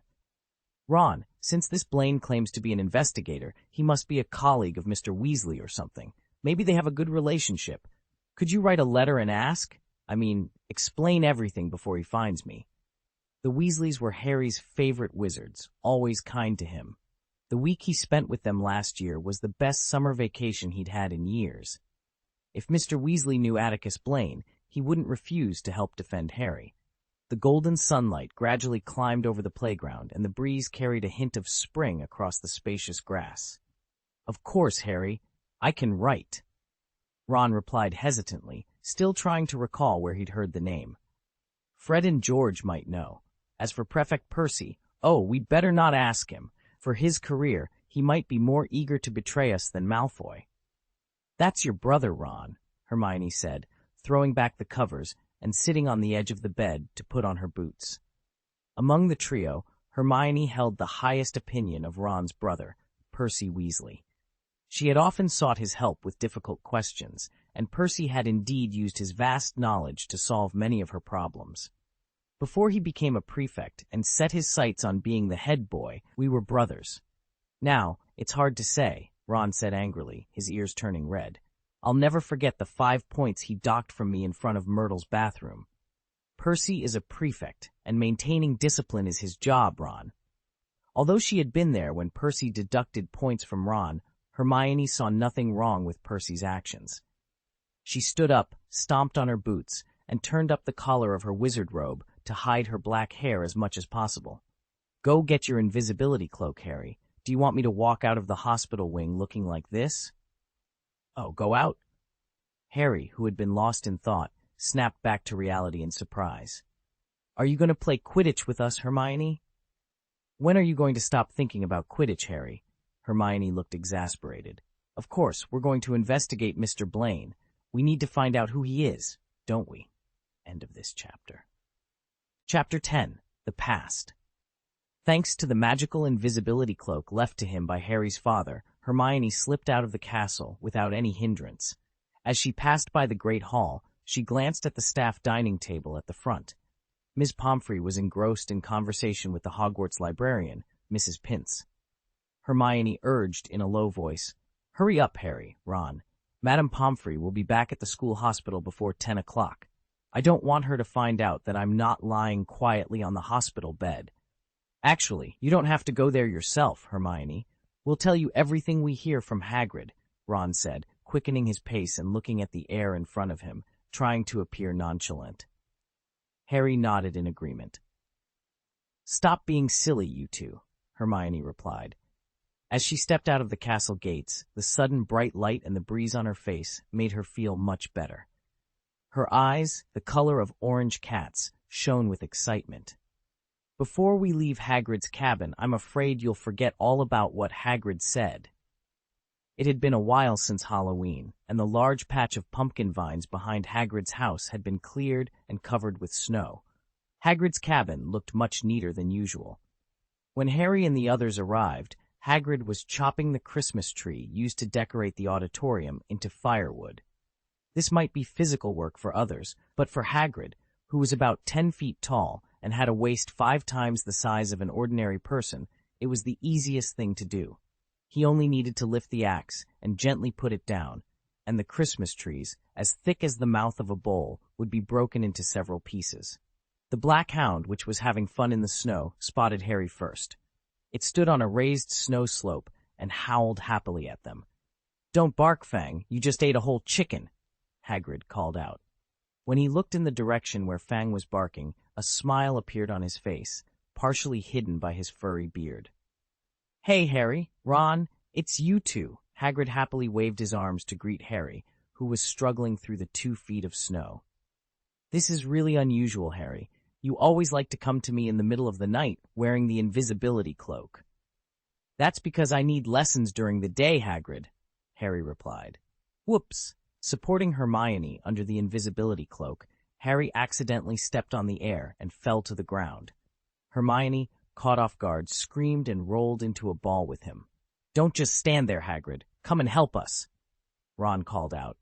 Oh my God! Hermione's sudden appearance next to Harry and Ron made Hagrid freeze in his tracks. You brought me a cat person? He exclaimed in surprise. Hagrid's room was as messy as ever. In the narrow wooden room, hams and pheasants hung from the ceiling, and a copper kettle boiled water on the brazier. The rag patchwork bedding on the big bed in the corner was darker in color, but otherwise nothing had changed. Please, Hagrid, don't ask me why I am the way I am, Hermione, sitting on the edge of the bed, said angrily, noticing the strong curiosity in Hagrid's eyes. That was a nightmare, and I don't want to bring it up again. Ron laughed heartlessly, and even Harry's mouth twitched with concern. All right, Hagrid shrugged regretfully. I just wanted to know if it's possible to breed a species of cat people through experiments. Since you don't want to share, don't show your teeth, Fang. That's Hermione, not a cat. You should be able to smell Hermione. He took out a few cups, threw some black tea powder into them, and prepared to make a cup of hot tea for the three of them. But the water on the stove was still not ready. The kettle needed some time to boil, and while waiting, Hagrid enthusiastically prepared some homemade dim sum. "You don't look very happy, Harry. Would you like some taffy?" he offered. "Thanks, Hagrid, but I don't have much of an appetite," Harry replied, politely declining. Having experienced Hagrid's culinary skills on numerous occasions, he exchanged a knowing glance with Ron and Hermione. After a silent exchange, Harry asked, "Actually, Hagrid, we're here today to ask you about someone we think you might have heard of." Hagrid, who was poking at the coals with his fingers, chuckled. He peered at Harry through the handle of the copper pot and teased, "Who do you three want to know about, Harry? Let me remind you, there's no Sorcerer's Stone hidden in the castle this year." Harry's mood didn't improve with Hagrid's joke. "Atticus Blaine, Hagrid. Have you heard of him?" Harry asked directly, aware of Hermione's limited time. "Atticus Blaine?" Hagrid blinked in surprise. "Why do you mention him? So you do know him?" Hermione interjected eagerly. "Tell us, Hagrid, what do you know?" Hagrid didn't answer immediately. Instead, he looked at Ron with suspicion. "You don't have any memory of Atticus Blaine either, Ron?" "I must have heard the name somewhere, but it doesn't seem like I heard it from Dad." "Hagrid, why do you think I know him?" Ron replied, raising his eyebrows in confusion as he tried to recall. "You must have heard of him, Ron." Hagrid laughed, removing the hot kettle from the stove and pouring tea for all three of them. "He was a Slytherin student in the same class as your brother Bill, and he graduated over 3 years ago. I haven't heard much about him recently, but that's not surprising. He was very introverted at school and didn't like being in the limelight. So perhaps Bill mentioned him to me?" Ron still struggled to retrieve the lost memory. "Introverted?" Hermione echoed, puzzled. She tried to recall the details of their brief meeting the previous night. To her, Mr. Blaine seemed overly friendly, not fitting the typical Slytherin mold. "Well, maybe not introverted, but he certainly didn't like dealing with people, at least back then," Hagrid clarified, standing due to the crowded room. "I hardly interacted with him, and what I know is mostly hearsay." It's said that Atticus Blaine was an orphan and spent his childhood in an orphanage. In Slytherin House, orphans aren't usually welcomed, so he received a lot of stares when he first arrived at Hogwarts. If it weren't for Professor Snape's protection, his situation might have been even more difficult. Hagrid spoke slowly, as he didn't have many memories of Atticus Blaine, but no one in the room rushed him. Even Ron stopped trying to remember and listened intently. "I've heard from the professors that Blaine was a very studious young wizard, always polite when asking questions. His grades were excellent, though not quite on par with Bill, Percy, or you, Hermione," Hagrid said, glancing at her. "But you just couldn't get close to him. It was like he was trying to keep his distance from everyone. Considering he was a Muggle-born orphan, the professors understood why he seemed so withdrawn." "It sounds like he's a very ordinary person," Ron mused, frowning. "And he's from Slytherin, so why did I hear his name from Bill or maybe Charlie?" This brings us to the fight that happened. "In the Forbidden Forest, when Atticus Blaine was in 5th grade, Hagrid exclaimed, taking a deep gulp from his wash-basin-sized tankard. His eyes, as large and round as copper bells, gleamed with astonishment. "Even though several years have passed since that duel, I still find it hard to believe when I think about it now." Note, Chapter 2 will be available before 5 o'clock. End of this chapter. Chapter 11. The Restrained Edge. In the evaluations of Severus Snape and Hagrid, Atticus Blaine was often described as a low-key and withdrawn student at Hogwarts. Even Atticus himself couldn't deny that this was an accurate assessment. However, this wasn't because he was a wizard who kept others at a distance. The truth was, Atticus was an outsider. Before arriving at Hogwarts, he believed he had simply crossed into a parallel world called Earth. For the first 11 years of his life, he spent considerable time adapting to a country with entirely different customs and cultural habits from his previous life. He invested a lot of energy in relearning the cultural knowledge he had once mastered as a student, all in preparation for the future. However, the arrival of his Hogwarts acceptance letter disrupted all his plans, rendering his previous efforts nearly futile. Why did he seem so out of sync with his surroundings during his initial years at Hogwarts? The answer is quite simple. First, the existence of magic completely overturned the worldview and values Atticus had developed over nearly 30 years. During those years, he was in a state of confusion. On one hand, he had to accept that magic was real and work hard to learn about it. On the other hand, he constantly tried to rationalize the existence of magic through a scientific lens, which left him feeling torn. Additionally, the vague plot memories lingering in his mind caused him distress. Atticus knew he was in a very real magical world, not a children's book. Here, there were dangerous magical creatures, insidious curses, cruel dark wizards, and schemers with unscrupulous methods. Although he remembered some names, he couldn't recall the storylines associated with them, making it difficult to judge whether they were good or bad. Especially upon entering the magical world, he was acutely aware of his own vulnerability and powerlessness, leading him to be cautious around everyone as a means of self-preservation.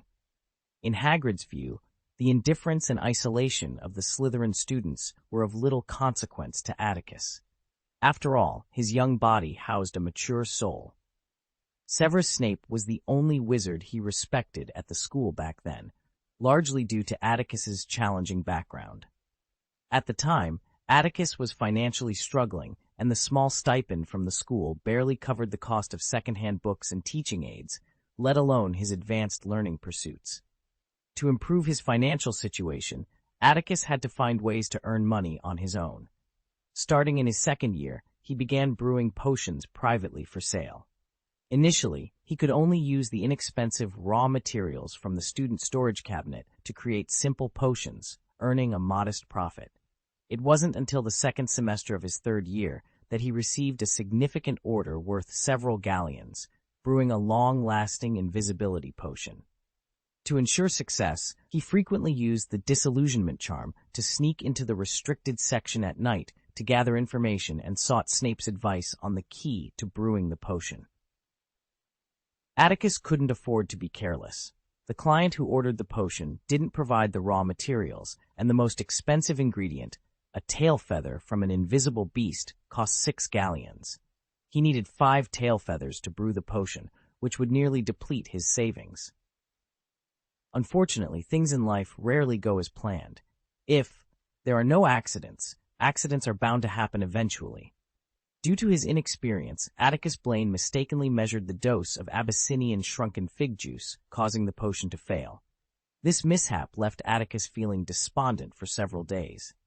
However, just before potions class a week later, Atticus went to retrieve the materials needed for the lesson and discovered a bundle of 10 invisible beast tail feathers in his usual storage cabinet. This was a rare and valuable material, one that typically wouldn't be found in a young wizard's storage cabinet. To Atticus's surprise, during the following class on the ecstasy potion, the usually aloof Professor Snape casually mentioned the invisibility potion to the class. This made Atticus realize that the ever-stoic head of house might have noticed his clandestine potion brewing and selling activities. Such incidents occurred several times afterward, yet both parties maintained a silent understanding, neither attempting to break the unspoken agreement. This led Atticus to gradually trust Severus Snape, despite having been wary of him due to rumors from fellow students that Snape had once been a follower of the Dark Lord. It was said that Snape had escaped the Wizengamot's trial thanks to Principal Dumbledore's protection. Despite this newfound trust, Atticus remained committed to keeping a low profile. He continued to stay quiet at school, avoiding conflicts and not excelling too much to provoke jealousy. This approach lasted until an unexpected event disrupted his life in the 5th grade. It was late November 1986, a particularly harsh winter, when his beloved 84-year-old Grandma Felina, who had devoted her life to charity and cared for him deeply, passed away before Christmas. Her death was a significant blow to Atticus, but with the Owl's exams that year, his schoolwork was intense, leaving little time for mourning. After hastily attending her funeral, Atticus had to return to school immediately to continue his studies. On a late night in early December 1986, the pitch-black sky loomed like a vast curtain over the earth. A fierce cold wind swept across the frozen Black Lake, the clashing ice making a sound like bones being chewed. Once he was sure his roommates were asleep, Atticus sat up, expressionless. He dressed quietly and retrieved a framed black-and-white photo from the dark compartment beside his bed. The common room was silent, its long, low space resembling a burial chamber with pale green lights, rough stone walls, and many empty carved chairs.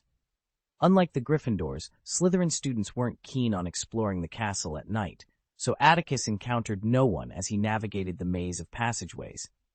Even if he had, he was confident in his mastery of the disillusionment charm, which allowed him to move unseen, unnoticed, even by Filch's scrawny cat. "Hey, little guy, I think you must be lost." A voice from the marble stairs caught Atticus's attention as he passed through the hall. He stepped closer and looked up to see Bill Weasley, the Gryffindor prefect, speaking to a Hufflepuff student. "Go back to sleep, little guy, or I'll send you to see Professor Sprout." Okay, Prefect Weasley, I'm going back to the dormitory now," the Hufflepuff replied, sounding chastened. The young wizard caught by Bill was relieved that he wouldn't lose points or be sent to the professor for detention. Grateful, he quickly bowed to Bill in apology before scurrying away. After dealing with the unruly student, Bill ran his fingers through his long hair, which cascaded down his back, and hummed a tune as he ascended the marble stairs, continuing his duties as a prefect. Atticus Blaine stood at the bottom of the stairs, watching Bill's figure disappear from view. Bill Weasley, the eldest son of the Weasley family and a trusted confidant of Dumbledore, was highly regarded by both teachers and students at the school. His popularity wasn't solely due to his outstanding achievements. His extraordinary charisma played a significant role as well. However, among the senior Slytherins, Bill Weasley had a poor reputation. They believed that by associating with Muggle-born wizards, Bill had betrayed the honor of his ancient wizarding lineage. Secretly, they plotted to teach him a lesson, but each attempt ended in failure. Bill, along with his strong chaser brother, consistently outmatched them, regardless of how many they sent. As a result, Bill Weasley had become almost a public enemy among Slytherin students above the 5th grade. Rumors circulated that Principal Dumbledore intended to appoint Bill as the president of the Boys' Student Union in his 7th year, which only intensified the animosity towards him. Atticus smiled quietly to himself and turned towards the hall, heading in the direction of the Forbidden Forest. All these troubles were of no concern to him. After all, no one would expect a seemingly invisible figure in Slytherin, someone who blended into the background, to challenge the illustrious Gryffindor star who shone as brightly as the sun. End of this chapter. Chapter 12. Anger. On the edge of the Forbidden Forest, Atticus Blaine paused to glance at Hagrid's house. The simple log cabin was dark, devoid of any light, and he couldn't sense any magical presence. It seemed Hagrid was not home. As everyone knew, the gamekeeper at Hogwarts was one of Albus Dumbledore's most trusted confidants. Many times, Dumbledore would entrust him with extremely important and private matters. Despite his rough exterior, Hagrid was a reliable ally in critical moments. Atticus was uncertain whether Hagrid was out on an errand or patrolling the Forbidden Forest. To ensure he wouldn't be disturbed, Atticus walked a considerable distance south before venturing into the woods. The dense forest was dark and silent, save for the crunch of dead leaves underfoot. Even the bone-chilling winter wind seemed subdued by the oppressive atmosphere. He moved purposefully through the woods, straying from the winding path. He navigated around a clearing of moss-covered stumps, remnants of a felled logging field, until he could no longer see the faint glow of the castle lights. He stopped upon reaching a large, flat bluestone. "Here it is, Granny Farina," Atticus said to the old woman whose kind smile was forever captured in the photograph. He placed the photo on the ground, propping it up with a broken branch. "According to the customs of the world I lived in before, at midnight on the 7th day after death, the soul has a chance to return to this world to visit their family." Atticus shook his sleeves, and a 12-inch ebony wand with a dragon heartstring core slipped into his palm. He pointed it at the ground, and a fist-sized piece of gravel floated up, spinning rapidly before transforming into an orange-yellow copper basin. "At this time, living family members honor their deceased relatives," Atticus continued, sitting cross-legged on the cold, slippery bluestone without discomfort. He retrieved a cloth bag from his pocket, purchased from Devise Bance's magic supply shop in Hogsmeade for 2 galleons. The bag, enhanced by a traceless stretching spell, had limited initial space but was now large enough to hold a car and could organize items efficiently. "I don't know if you would like this way," he mused, pouring out a large stack of yellow paper and gold ingots, which scattered on the ground like a small hill. Pong! Bright golden flames ignited out of thin air, quickly consuming the paper and hand-folded gold ingots in the copper basin. The intense heat blackened the edges of the basin and dried the moisture in the damp, cold air. The flickering flames cast light and shadow on the glass shield, reflecting Atticus's slightly pale face. "I'm sorry I couldn't be with you in your final days. This will probably be the biggest regret of my life," Atticus murmured, his chapped lips moving as he added more paper to the basin. The flames danced, and the golden light and shadows swayed, making the old woman in the photo seem to move like a magical portrait, as if comforting the sorrowful young man with her gentle presence. "If it weren't for you, I would have died at the hands of that woman about 16 years ago, and I would never have had the opportunity to know this wonderful world," he whispered.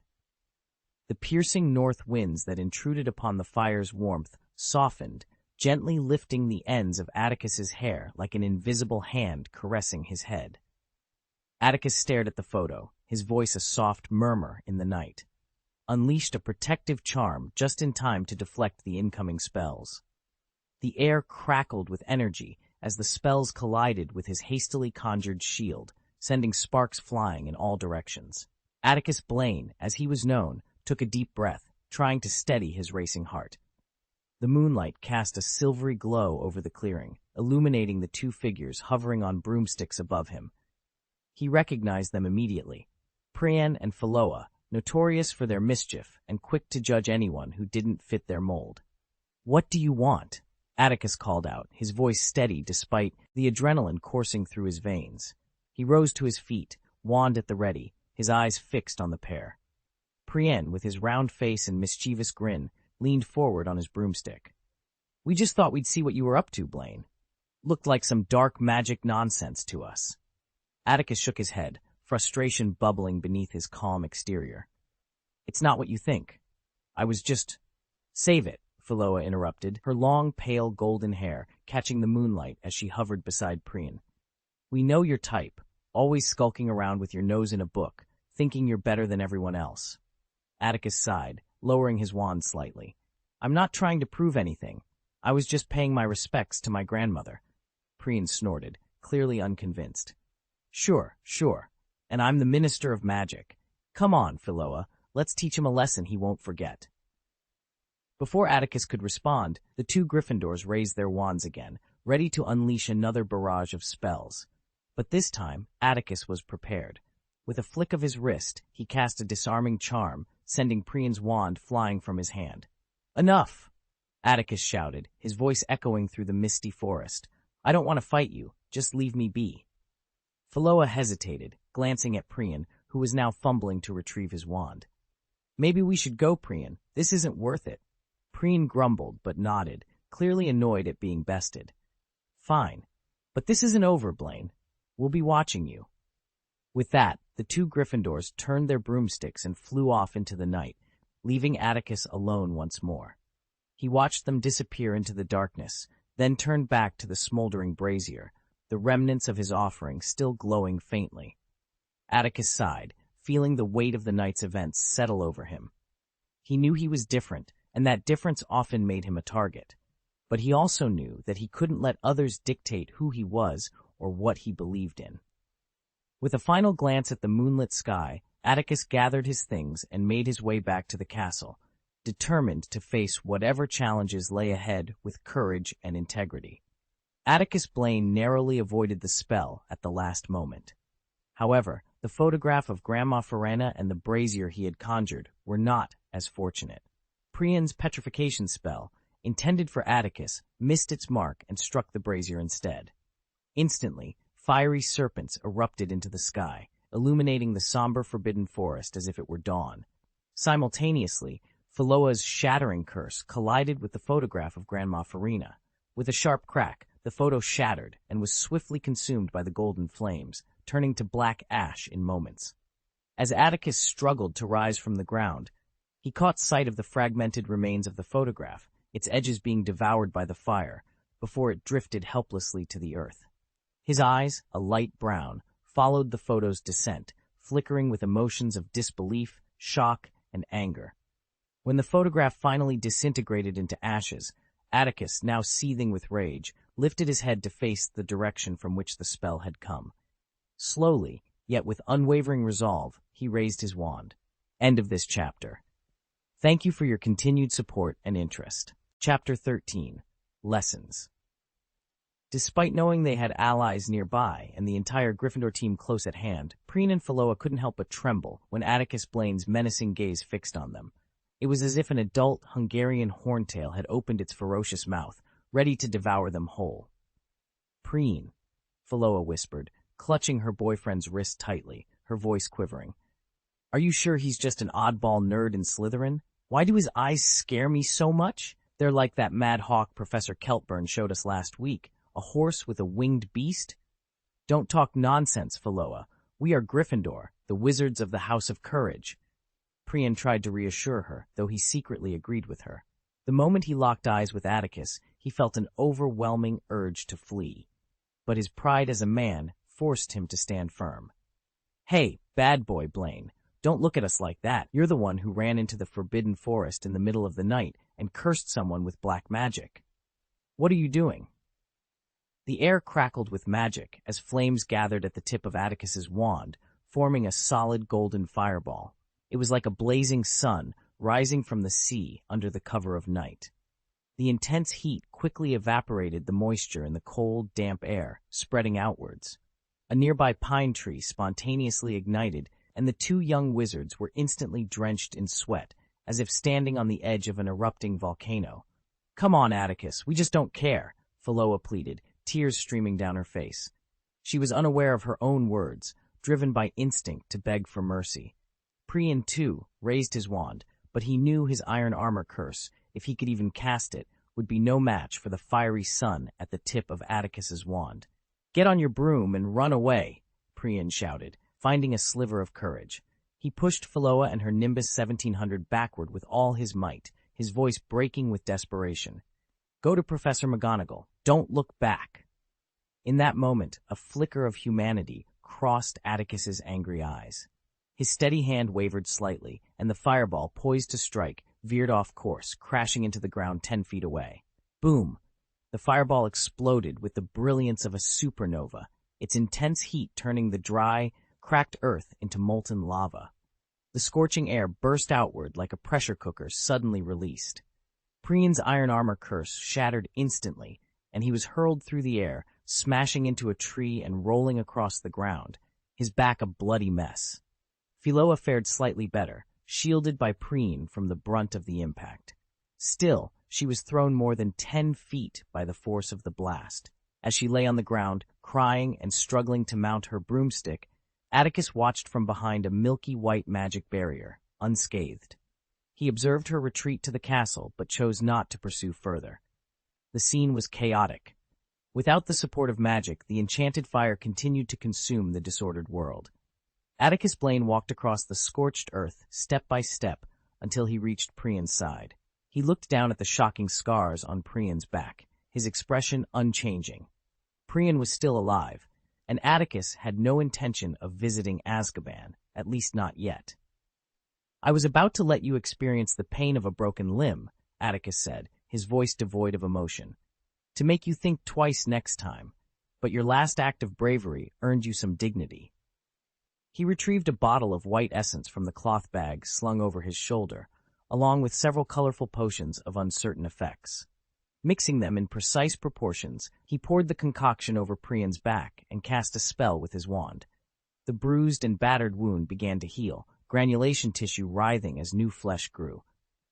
Preen's complexion improved, though some ribs remained unnaturally bent. Atticus left the broken bones for Madame Pomfrey to mend. Such minor injuries were easily within her capabilities.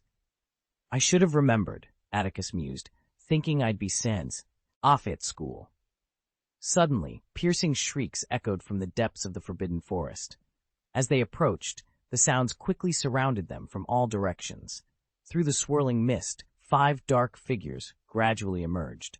Atticus showed no surprise. From the moment he saw the Gryffindor uniforms on Priyan and Phaloa, he knew they wouldn't be acting alone. However, when a short, sturdy figure came into focus, the corners of Atticus's mouth twitched involuntarily. Charlie Weasley, Bill Weasley's younger brother, the second child of the Weasley family, and the talented seeker of the Gryffindor team, was there. Hanging beneath his broomstick was a creature the size of a car, an 8-eyed spider hit by 3 petrification spells simultaneously. Atticus had never known there were 8-eyed spiders in the Forbidden Forest. These Gryffindor lions certainly knew how to play. As a sharp-eyed seeker, Charlie immediately spotted Priyan at Atticus's feet. Despite his youth, Charlie was remarkably composed. He hovered on his broom, carefully surveying the chaotic scene. When he noticed the nearly 3-foot-deep, still-smoking hole in front of Atticus, he gasped. "Where's Phaloa, Blaine?"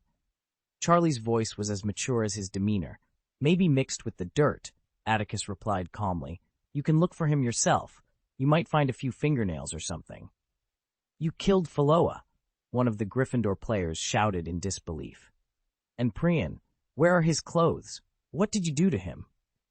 Angry accusations poured in like a tide, wands raised and aimed at Atticus. Some even threatened to send him to Azkaban. Yet Charlie Weasley possessed a leadership quality that set him apart. Among the group, he was the youngest but the calmest. He reasoned that Atticus wouldn't have truly killed Phaloa unless he wanted to end up in wizard prison. However, Priyan's serious injuries were undeniable, and ensuring his safety was the immediate priority.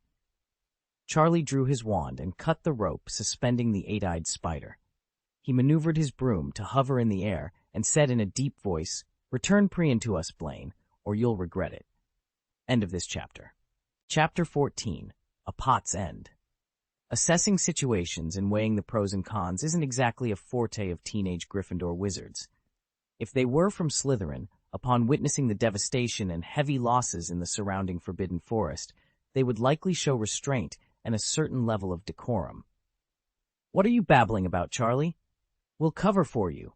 Find a chance to rescue Priyan," shouted a Gryffindor player, perched on a Comet Series broom to the upper left of Atticus Blaine. Without hesitation, he hurled a brilliant red light at Atticus. The Gryffindor team members had a remarkable understanding among themselves. The stunning spell seemed to serve as a signal to attack.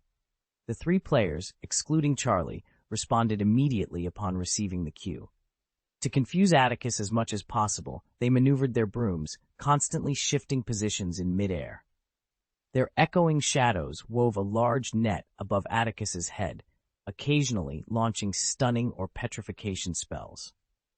Truth be told, Atticus had initially intended to return Priyan to them without any confrontation. Filch had already gone to the castle to summon reinforcements, and it was only a matter of time before the professors learned that some students had caused a ruckus in the Forbidden Forest. Deductions of points and detentions were inevitable, but Atticus hoped for a shorter detention period. He certainly didn't want to spend his time in Snape's office until next Christmas. However, since the Gryffindors had attacked first, defending and counterattacking seemed justified, and it provided an opportunity to vent his frustration. With a flick of his wand, a magical vortex intertwined with silver and black appeared before Atticus. At its center was a sunken, unfathomable black hole, reminiscent of the mythical Charybdis from Greek legends. Whenever a spell approached from any direction, the vortex would automatically intercept it, swallowing it effortlessly. "What kind of magic is that?" one of the Gryffindor team members exclaimed, frustrated by their futile efforts. Whether they attacked from multiple directions simultaneously or concentrated their efforts to break through the vortex, nothing worked. "I don't know, but it looks like black magic," another growled in response. Charlie Weasley knew he had to act. He couldn't just stand by. As a talented seeker discovered by Gryffindor House, Charlie's flying skills were indeed exceptional. He moved like an erratic ghost, appearing from different directions. Moreover, his spellcasting skills were impressive. Even at such high speeds, He could accurately aim his spells at Atticus, a feat not easily achieved, even by the young Professor Flitwick. Unfortunately for Charlie, this didn't guarantee he could penetrate Atticus's defenses. Late at night, Atticus found himself inadvertently enjoying a challenging aerial performance in the Forbidden Forest. The impressive flying skills made Atticus, who wasn't particularly interested in Quidditch, secretly admire them. No wonder the Slytherin team had been trounced by the Gryffindor team last school year. "Little worm, do you only dare to hide behind that thing and not come out?" Frustrated by their inability to break through, the Gryffindor team resorted to taunts. "Maybe we can try another way," Charlie, out of breath and hovering in midair, suggested after his disarming spell failed once more. He glanced around and quickly devised a plan. "Fly higher and watch out for the venom of the giant spider. It'll burn your robes. Spell stop." Everyone understood Charlie's intent, including Atticus. He immediately turned to look at the eight-eyed spider, just as the light from Charlie's wand struck it. The spider's black-haired leg clicked rhythmically against the ground. Click, click, click. Freed at last, the spider waved its enormous, glossy black pincers and hissed menacingly at the wizard standing before it. This eight-eyed creature, which Charlie and his friends had been toying with for some time, shook its grotesque head and blinked its green compound eyes frantically. To the spider, the red flies buzzing above and the small wizards nearby were all part of the same threat. With a swift, powerful movement, the spider charged forward, its massive body crashing through trees as thick as bowls with ease. Atticus Blaine raised an eyebrow, recognizing the value of the spider's venom. A pint could fetch 100 gold galleons. Although this particular spider was still too small to yield much, Atticus believed in making the most of every opportunity, no matter how small. Charlie, observing Atticus standing motionless before the spider, felt a twinge of concern. He feared that Atticus might be paralyzed by fear of the monstrous arachnid. Just as Charlie was about to call out, Atticus suddenly raised his arm, pointing his wand at the spider as it leaped toward him. "Shrink quickly," he commanded. The spider's massive form froze mid-air, its 8 eyes filled with confusion. Before it could comprehend what was happening, the world around it distorted, and it found itself inexplicably drawn into a glass bottle. "Thank you for the gift," Atticus said, securing the bottle with several defensive spells. "I appreciate it." He gripped his wand tightly, like a drumstick, and sighed.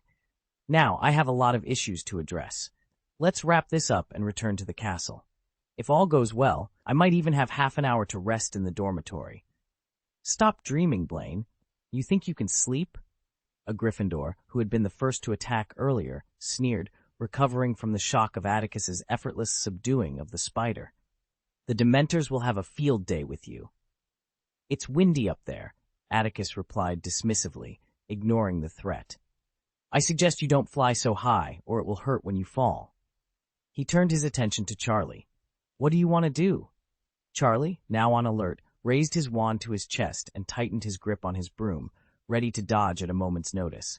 But Atticus didn't aim his wand at anyone. Instead, he struck the empty air below him with his wand like a drumstick.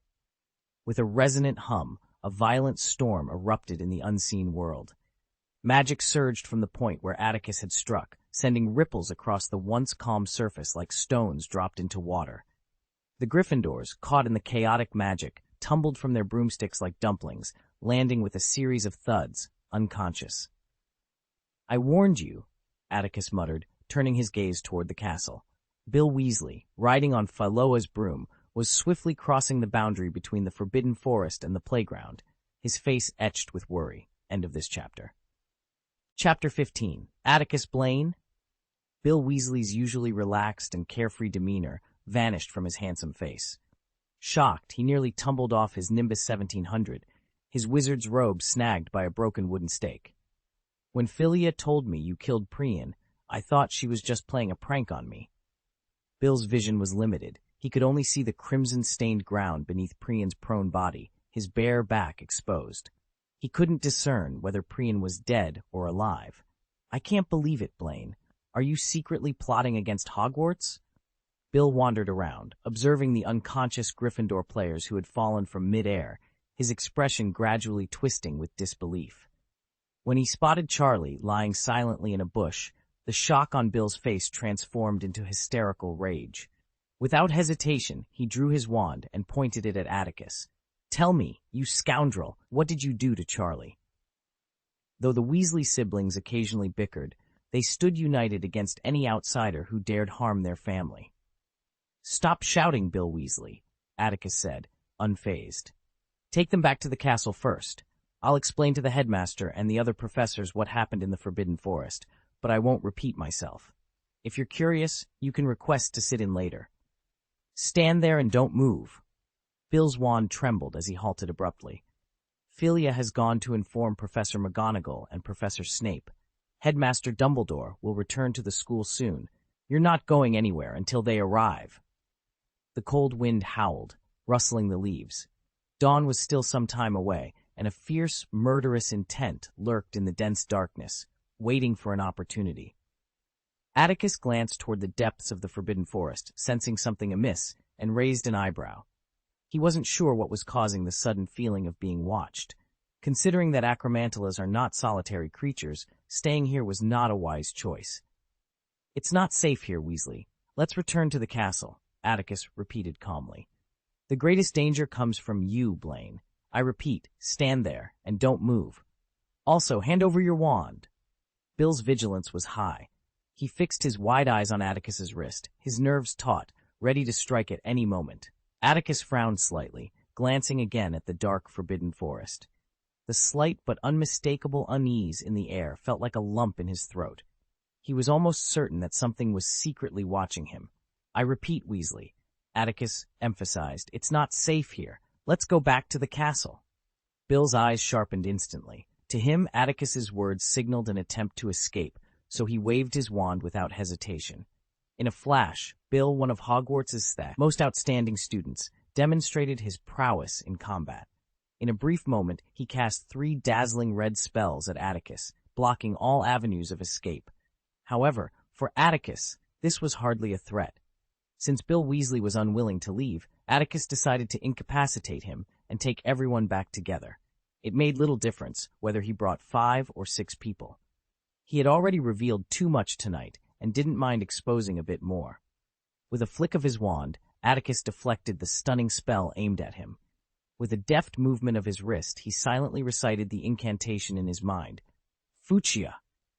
Bill raised his eyebrows, finally confirming that this Slytherin, Atticus Blaine, who had been relatively unknown at school, indeed possessed strength beyond that of ordinary young wizards. "Armor protection," Bill Weasley shouted, his voice brimming with confidence. As the curse light hurtled toward him, he remained composed, swiftly conjuring a protective barrier in front of him.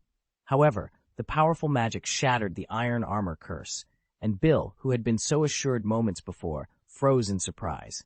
Before he could regain his composure, he felt the ground vanish beneath his feet. A beam of sickly green magic light caused his pupils to contract instantly. The lurking assailant finally revealed their true menace. "Careful," Bill managed to warn Atticus Blaine just in time. With a resounding crash, the killing curse struck the ground, igniting a burst of emerald-green flames. The ominous aura was like the dance of death itself. Atticus, having narrowly dodged the deadly light, slowly rose from the ground. Despite being prepared, the encounter with the unforgivable curse left him shaken. It was the closest he had come to death since entering the magical world. Through the hand holding the wand, visible beneath a black cloak, Atticus discerned the attacker's gender and approximate age, a woman, around 20 years old. The oppressive silence weighed heavily on Atticus's mind, and the pervasive sense of danger made every cell in his body tremble. Under the dual influence of fear and excitement, his magic surged with unprecedented intensity, as if responding to the life-and-death crisis he faced. "It doesn't matter who you are or what your purpose is," Atticus declared coldly, his gaze fixed on the attacker's obscured face beneath the hood. "Breaking into Hogwarts, right under Headmaster Dumbledore's nose, and using one of the 3 unforgivable curses to attack an underage wizard, your audacity is commendable." The woman remained silent, offering only a disdainful snort, as if she found no need to respond. "Dumbledore and the professors will be here in 5 minutes at most. If you flee now, you might still have time," Atticus warned. Yet, the unwavering steadiness of the woman's wand made his heart sink. It was clear she was determined to take his life. But why? Since arriving at Hogwarts, Atticus had never wronged anyone, and his dealings with wizards outside the school were limited to selling potions via owl. Could it be that someone had died from his potions, and their family sought revenge? Impossible. Atticus was confident in his craft. Such a tragedy would not occur. Unable to fathom the reason for the attack, Atticus realized the woman would not grant him time to ponder. She knew his warning was no bluff. Dumbledore and the professors were indeed on their way. The most perilous contest of the night was about to begin. The green light once again illuminated the forbidden forest, heralding a battle of life and death. Atticus's expression was more serious than ever. He raised his wand as if wielding a king's sword, striking down with force. The wand's tip, glowing faintly, unleashed a torrent of magic power. In the darkness, it transformed into a silver galaxy, crashing to the ground with tremendous force. The earth trembled violently, and the large blue stone between them crumbled to dust. The rustling of thousands of frost-covered leaves added to the eerie atmosphere. As the dust settled and the curse light faded, a shocking crack, 70 or 80 feet long, marred the soft ground. This spell was Atticus's response to the woman's deadly attack. Curse! End of this chapter. Chapter 16. Wreck. In the dimness of the forest, dazzling and stern curse lights flickered briefly before vanishing. The quiet was shattered by the continuous rumbling of trees breaking and crashing to the ground, accompanied by loud explosions. The two combatants moved swiftly across the rough terrain, using obstacles like broken logs, vines, and bushes to gain any slight advantage. Only half a minute had passed since the life-and-death duel began, and Atticus Blaine had already confirmed two things.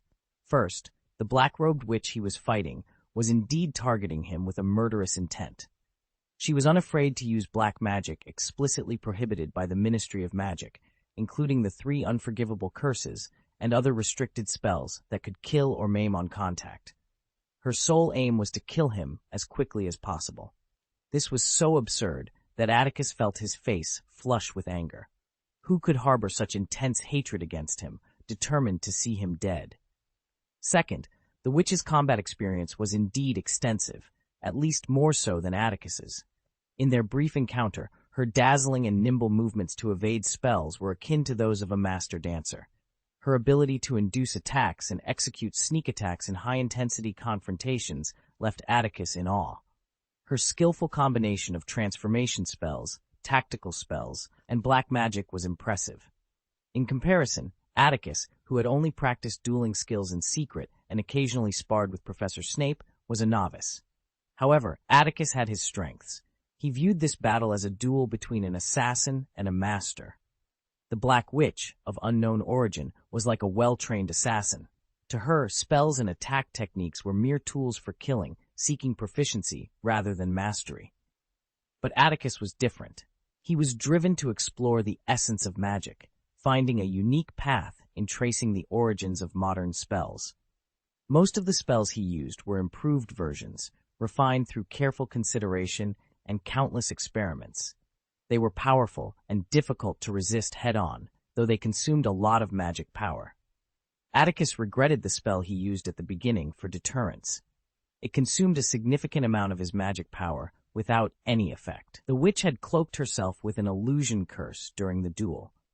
Although her magic power couldn't be hidden, it made capturing her precise location difficult. This, combined with her continuous movement and silent spellcasting skills, made a face-to-face sneak attack almost feasible. Fortunately, Atticus had a strong learning ability. He quickly adapted to her methods, resulting in the two of them appearing like transparent ghosts, battling each other in the forbidden forest. Cast the curse, he thought. A raging fiendish fire erupted from a half-shattered rock on the uphill slope, rising into the air against the wind. In an instant, it transformed into an overwhelming wave of fire. Fiery beasts like dragons, sphinxes, and chimeras roared silently above the wavefront. The witch had no intention of controlling the fiend fire. She allowed the terrifying flames to expand and consume everything, while she swiftly changed her position and concealed herself. Atticus's lips were tightly pursed, his eyes filled with determination. With his current level, he couldn't directly extinguish the fiend fire, but he couldn't stand by and watch it devour the forbidden forest. Otherwise, those unfortunate little lions. In Gryffindor, they all faced the threat of being consumed by the fierce flames. Atticus Blaine swiftly swung his wand, releasing a burst of golden flames into the air. This flame, derived from fiend fire, had been improved and restrained by Atticus. Although it lacked the overwhelming power of fiend fire, it was far easier to control and did not threaten one's sanity. Using fire to combat fire was a clever strategy to prevent disaster. Atticus skillfully manipulated the flames to create a barrier against the fiery wave, increasing his magical output in an attempt to gradually consume the fiend fire. I dread to think of what might have happened there, Snape. How many lives could be lost? Professor McGonagall's voice trembled as she gazed at the golden and white flames illuminating the sky above the forbidden forest. Her lips were pursed tightly, and her face was ashen. She had abandoned her usual composure, striding with urgency, her meticulously groomed hair now disheveled. She didn't even pause to tidy herself. Snape's complexion was equally pale, his expression mirroring McGonagall's distress. For the first time since Lily's death, he found himself praying fervently. At the castle gates, Professor Flitwick stumbled and fell down the steps in his haste.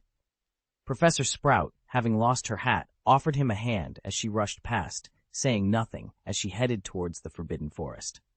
After a prolonged standoff, the Black Witch, unable to defeat Atticus, resorted to more treacherous tactics. She transformed a pile of rubble into sharp daggers and directed them towards the Gryffindors gathered in the clearing where Atticus had relocated them. "No matter who you are, I will make you pay dearly." Atticus's eyes blazed with fury, yet his right hand remained steady, suppressing the fiend fire. With his left hand, he cast a milky white orb of light. The orb reached Bill and Charlie just before the daggers, expanding into a protective semicircle, like an inverted transparent bowl, blocking the daggers at the last possible moment. Even the Black Witch was taken aback by this unexpected move, hesitating for 2 crucial seconds. These seconds proved to be the turning point. Atticus swiftly withdrew his right hand, his wand vibrating rapidly. The ground beneath him transformed into a spear tinged with verdigris, which shot forward like a bolt of lightning, appearing before the Black Witch almost instantaneously. Boom! With no time to spare, the Black Witch conjured a wall of light shrouded in black mist. The spear collided with the wall, producing a deafening roar akin to a gong strike. Both the spear and the wall disintegrated into a shower of sparks.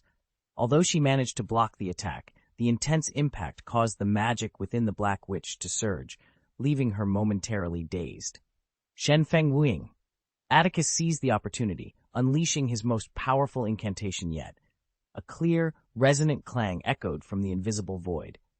In an instant, the Reaper wielded his scythe, descending upon the Black Witch with cold, unyielding fury. Meanwhile, just as Snape entered the forbidden forest, he heard the familiar voice's fierce roar. His body trembled involuntarily, his face darkening with urgency. In the next moment, he sprinted forward with renewed determination. End of this chapter. Chapter 17. Trust disappeared. Atticus Blaine was stunned. He stared at the spot where the Black Witch had just stood, his expression a mix of shock and confusion. Was it apparition or a portkey? The thought flitted through Atticus's mind, but was quickly dismissed. Everyone knew that the Hogwarts grounds were protected by powerful enchantments. The usual methods of wizarding teleportation simply didn't work here. The magic safeguarding the school was rooted in the ancient and vast power accumulated by Hogwarts Castle over thousands of years. It was a level of magic so formidable that even if the original founders were resurrected, they might not breach the defenses they had once established. Yet, the reality was undeniable. The Black Witch, with her mysterious background, had cast a venomous glance at Atticus just as the shadowless magic curse descended, and then vanished into thin air. Atticus looked around in disbelief, hoping to find some clue, but the witch was truly gone, not merely hiding. How was this possible? Although they were in the Forbidden Forest, they hadn't breached the protective barrier that Hogwarts maintained there. In theory, they were still within the school's boundaries. Atticus had no intention of continuing to suppress the fiend fire that still flickered. He cautiously approached the spot where the Black Witch had last stood. The Shenfeng's shadowless curse had not been in vain. A pool of bright red blood remained on the ground, presumably left by the witch. Nearby, the sound of hurried footsteps indicated that the professors were finally arriving. Atticus gazed at the blood, not yet fully absorbed into the soil, with a sense of resignation. A powerful witch, harboring hatred for him, lurked in the shadows, yet he knew nothing of her identity. This ignorance filled Atticus with a deep sense of frustration. "You left an opening," Atticus murmured to himself. Before Professors McGonagall and Snape could arrive, he retrieved a small vial, collected the blood from the ground, and cast a freezing charm on the bottle. "I will find you." Dumbledore was the first to arrive at the scene, preceding McGonagall and Snape. A brilliant crimson flame suddenly flared in the scorching air, and Albus Dumbledore appeared mid-air, holding his phoenix's claw. He landed gracefully, his agile movements belying his age of over 100 years. Upon landing, Dumbledore quickly surveyed the area.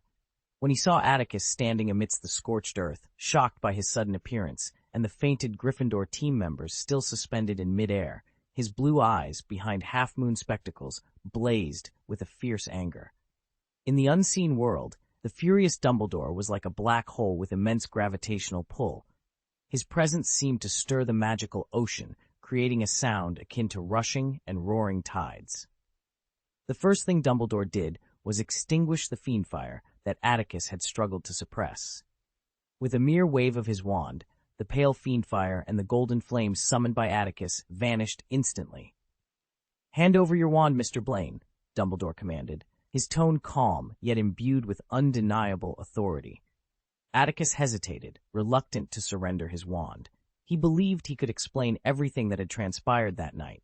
However, this brief hesitation nearly led him into deeper trouble.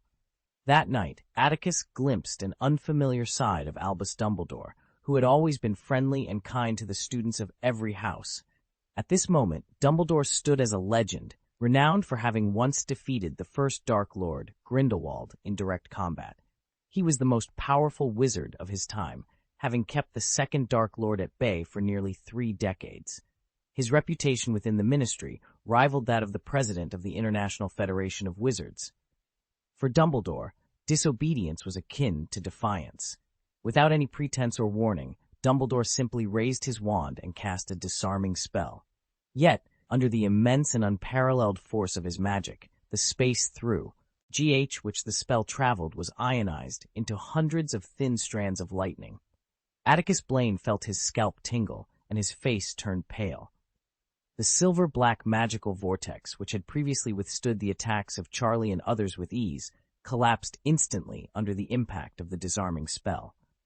However, this did not mean Atticus was ready to surrender. He had his own pride. In the blink of an eye, he swung his wand wildly, conjuring a strange golden snake engraved on its surface from the void. A massive, shimmering silver shield blocked the path of the spell. Boom! The deep, resonant sound was like muffled thunder echoing through a winter night, spreading across the land in an instant. Atticus saw countless golden stars flash before his eyes, his legs weakened, and he staggered back a few steps. Dumbledore seemed momentarily surprised that Atticus Blaine could withstand his spell, a flicker of astonishment crossing his blue eyes, but it was fleeting. "Stop it, Headmaster Dumbledore!" Professor McGonagall and Professor Snape arrived just then. Upon seeing the devastated Forbidden Forest, Professor McGonagall's body shook, and she covered her mouth in disbelief. Snape, more resolute, rushed toward Dumbledore, who was about to cast another spell, shouting, "Wait a minute, Dumbledore, there must be a misunderstanding here." Severus Snape boldly grabbed Dumbledore's hand, stopping him from proceeding further. Sweating profusely, Snape looked around, and upon seeing Bill Weasley suspended upside down by the future curse, his breathing quickened. "The golden clock hits the ground," he muttered, releasing Bill. As Bill Weasley hit the ground, dazed, he flung himself aside comically, fear etched on his handsome face.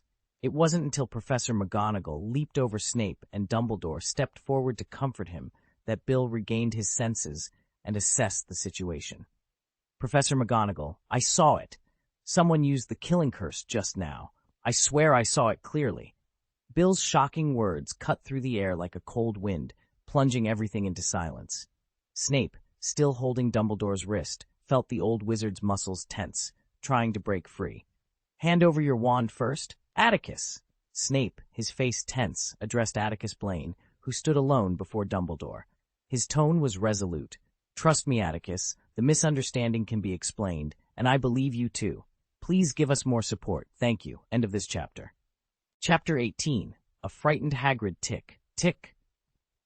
The sun hung high in the sky, casting a relentless light and heat that made the snow-covered landscape glisten. Sunlight streamed into the cabin, illuminating the once dark room. The icicles hanging from the eaves had begun to melt, forming a small, clear puddle on the ground. When I returned to the castle the next day and heard about it, then saw the Forbidden Forest with my own eyes, you three can imagine how shocked I was. Hagrid exclaimed, his voice filled with disbelief. The kettle on the stove whistled as the water boiled away. Hagrid quickly got up, grabbed the kettle with a hot handle, and stepped outside. The sound of ice crunching underfoot echoed from outside. Moments later, he returned with the kettle filled with crushed ice. Hagrid chuckled when he saw the three of them still sitting there, mouths agape. "Seems like you enjoyed that story, eh?" "Enjoyed?" Ron leaped to his feet, his ears flushed red. He turned to Harry, exclaiming, "Why has no one ever told me this at home? Maybe Bill and Charlie did, but I forgot. Don't look at me like that, Hermione. I was only 6 years old, and you wouldn't remember either." Anyway, Ron turned back to Harry, breathless. "Can you believe it, Harry? He was only in the 5th grade, just like Percy is now. If someone told me Percy could take on Headmaster Dumbledore, I'd laugh until graduation." Harry grinned, understanding Ron's amazement. "Has anyone ever done that, Hagrid?" Harry's voice was high-pitched, his excitement palpable. It felt as if he had been in a duel with Dumbledore himself, though he knew he would never oppose the esteemed headmaster. "Don't even think about it, Harry." Hagrid burst into laughter. "No 5th-year wizard could do that. Maybe someday, but not yet, and certainly not a student. Even in the entire British wizarding world, there are few who could match the greatest headmaster Hogwarts has ever seen."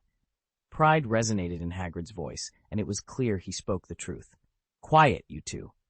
Hermione, equally excited, tried to calm Harry and Ron. She had to admit she was thrilled too.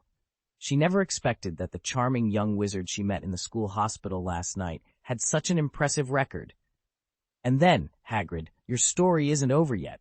Hermione clutched Harry's invisibility cloak tightly, her eyes fixed on Hagrid's bright yellow eyes. "What did they do with him? I mean, Mr. Atticus Blaine?" Harry and Ron immediately fell silent, eagerly awaiting Hagrid's response. "Let me think," Hagrid said, running his sausage-like fingers through his thick beard. "They locked him up for a whole semester and deducted 100 points from Slytherin House. But then, Headmaster Dumbledore added 400 points back, which nearly secured the House Cup for Slytherin." 400 points, Harry exclaimed. Last year, when they kept the Sorcerer's Stone from Quirrell and Voldemort, it was the greatest honor he had achieved since starting school, yet Dumbledore had only awarded them 170 points, with only 60 credited to him. What was Headmaster Dumbledore thinking? Though there was no real comparison, Harry couldn't help but feel a bit unbalanced. "There's no need to wonder. Harry!" Hermione interjected, raising her eyebrows with a knowing smile. "They punished him with detention and deducted points because—" Atticus Blaine ventured into the Forbidden Forest in the dead of night and unleashed powerful magic against his classmates. "Why? Because he saved the entire Gryffindor team and Bill," Hermione explained. "Saved them?" Ron's confusion was evident. "Weren't they taken down by Blaine?" "Don't be silly, Ron," Hermione retorted, her patience wearing thin. "Think about it. If Atticus hadn't gone into the Forbidden Forest that night, who would have encountered that mysterious dark wizard?" Ron gasped, his eyes widening in realization. "It was Charlie and everyone on the Gryffindor team." Hermione nodded, satisfied. "Exactly, Ron. And with Bill, he saved 8 lives. Quite the feat." "So, Hagrid, did Dumbledore confirm that a dark wizard really infiltrated Hogwarts? Did they catch him?" Harry, more alert than Ron or Hermione, asked suddenly. "Yes, he confirmed it," Hagrid replied, his expression turning serious. That night, after Bill regained consciousness, the misunderstanding was cleared up. He told Dumbledore it wasn't Atticus who cast the killing curse, but a dark wizard lurking in the shadows. Dumbledore personally examined Blaine's wand and confirmed every spell cast that night. Later, he meticulously inspected the battlefield. You know, Harry, with Dumbledore's skills, he can almost reconstruct the entire battle. Unfortunately, despite his efforts, he couldn't track down that audacious dark wizard. I spent nearly 2 months patrolling the Forbidden Forest every night, unable to sleep in my bed. Hagrid blinked, addressing the three who now grasped the gravity of the situation. The incident caused quite a stir at the time. The Ministry of Magic even sent elite Aurors to search the Forbidden Forest, but to no avail.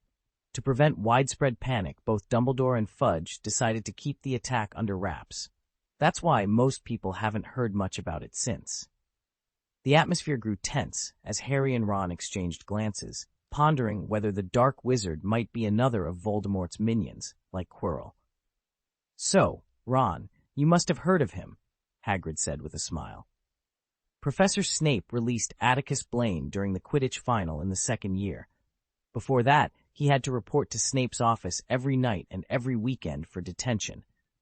Charlie's Gryffindor team was strong, with a chance to win back-to-back championships. But when Snape brought Atticus onto the field, well, you can imagine the chaos.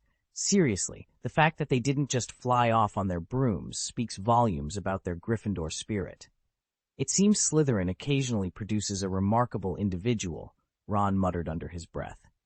There are plenty of famous Slytherin wizards, Ron, Hagrid chuckled. He glanced at the sun outside, realizing it was time to prepare lunch. That's the end of the story, little ones. Would you like to join me for lunch? Oh, Hermione exclaimed, suddenly remembering. Madame Pomfrey, I completely lost track of time. She hastily donned the invisibility cloak, her head the only part visible. Next time, Hagrid, I have to stay in the hospital wing for now.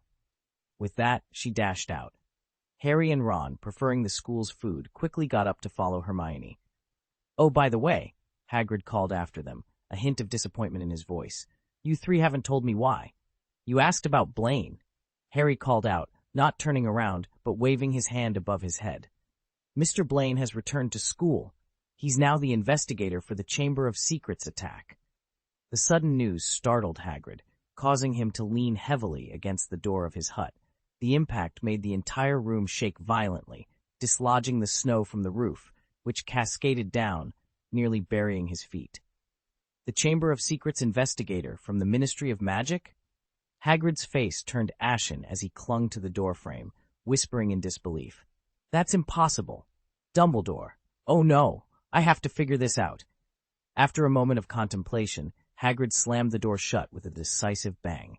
Without a backward glance, he strode purposefully towards the castle, Fang barking loudly in the background. End of this chapter. Chapter 19. The Shrewd Atticus. Atticus Blaine was unaware that Harry, whom he had never met, had already learned of his great achievements at school from Hagrid.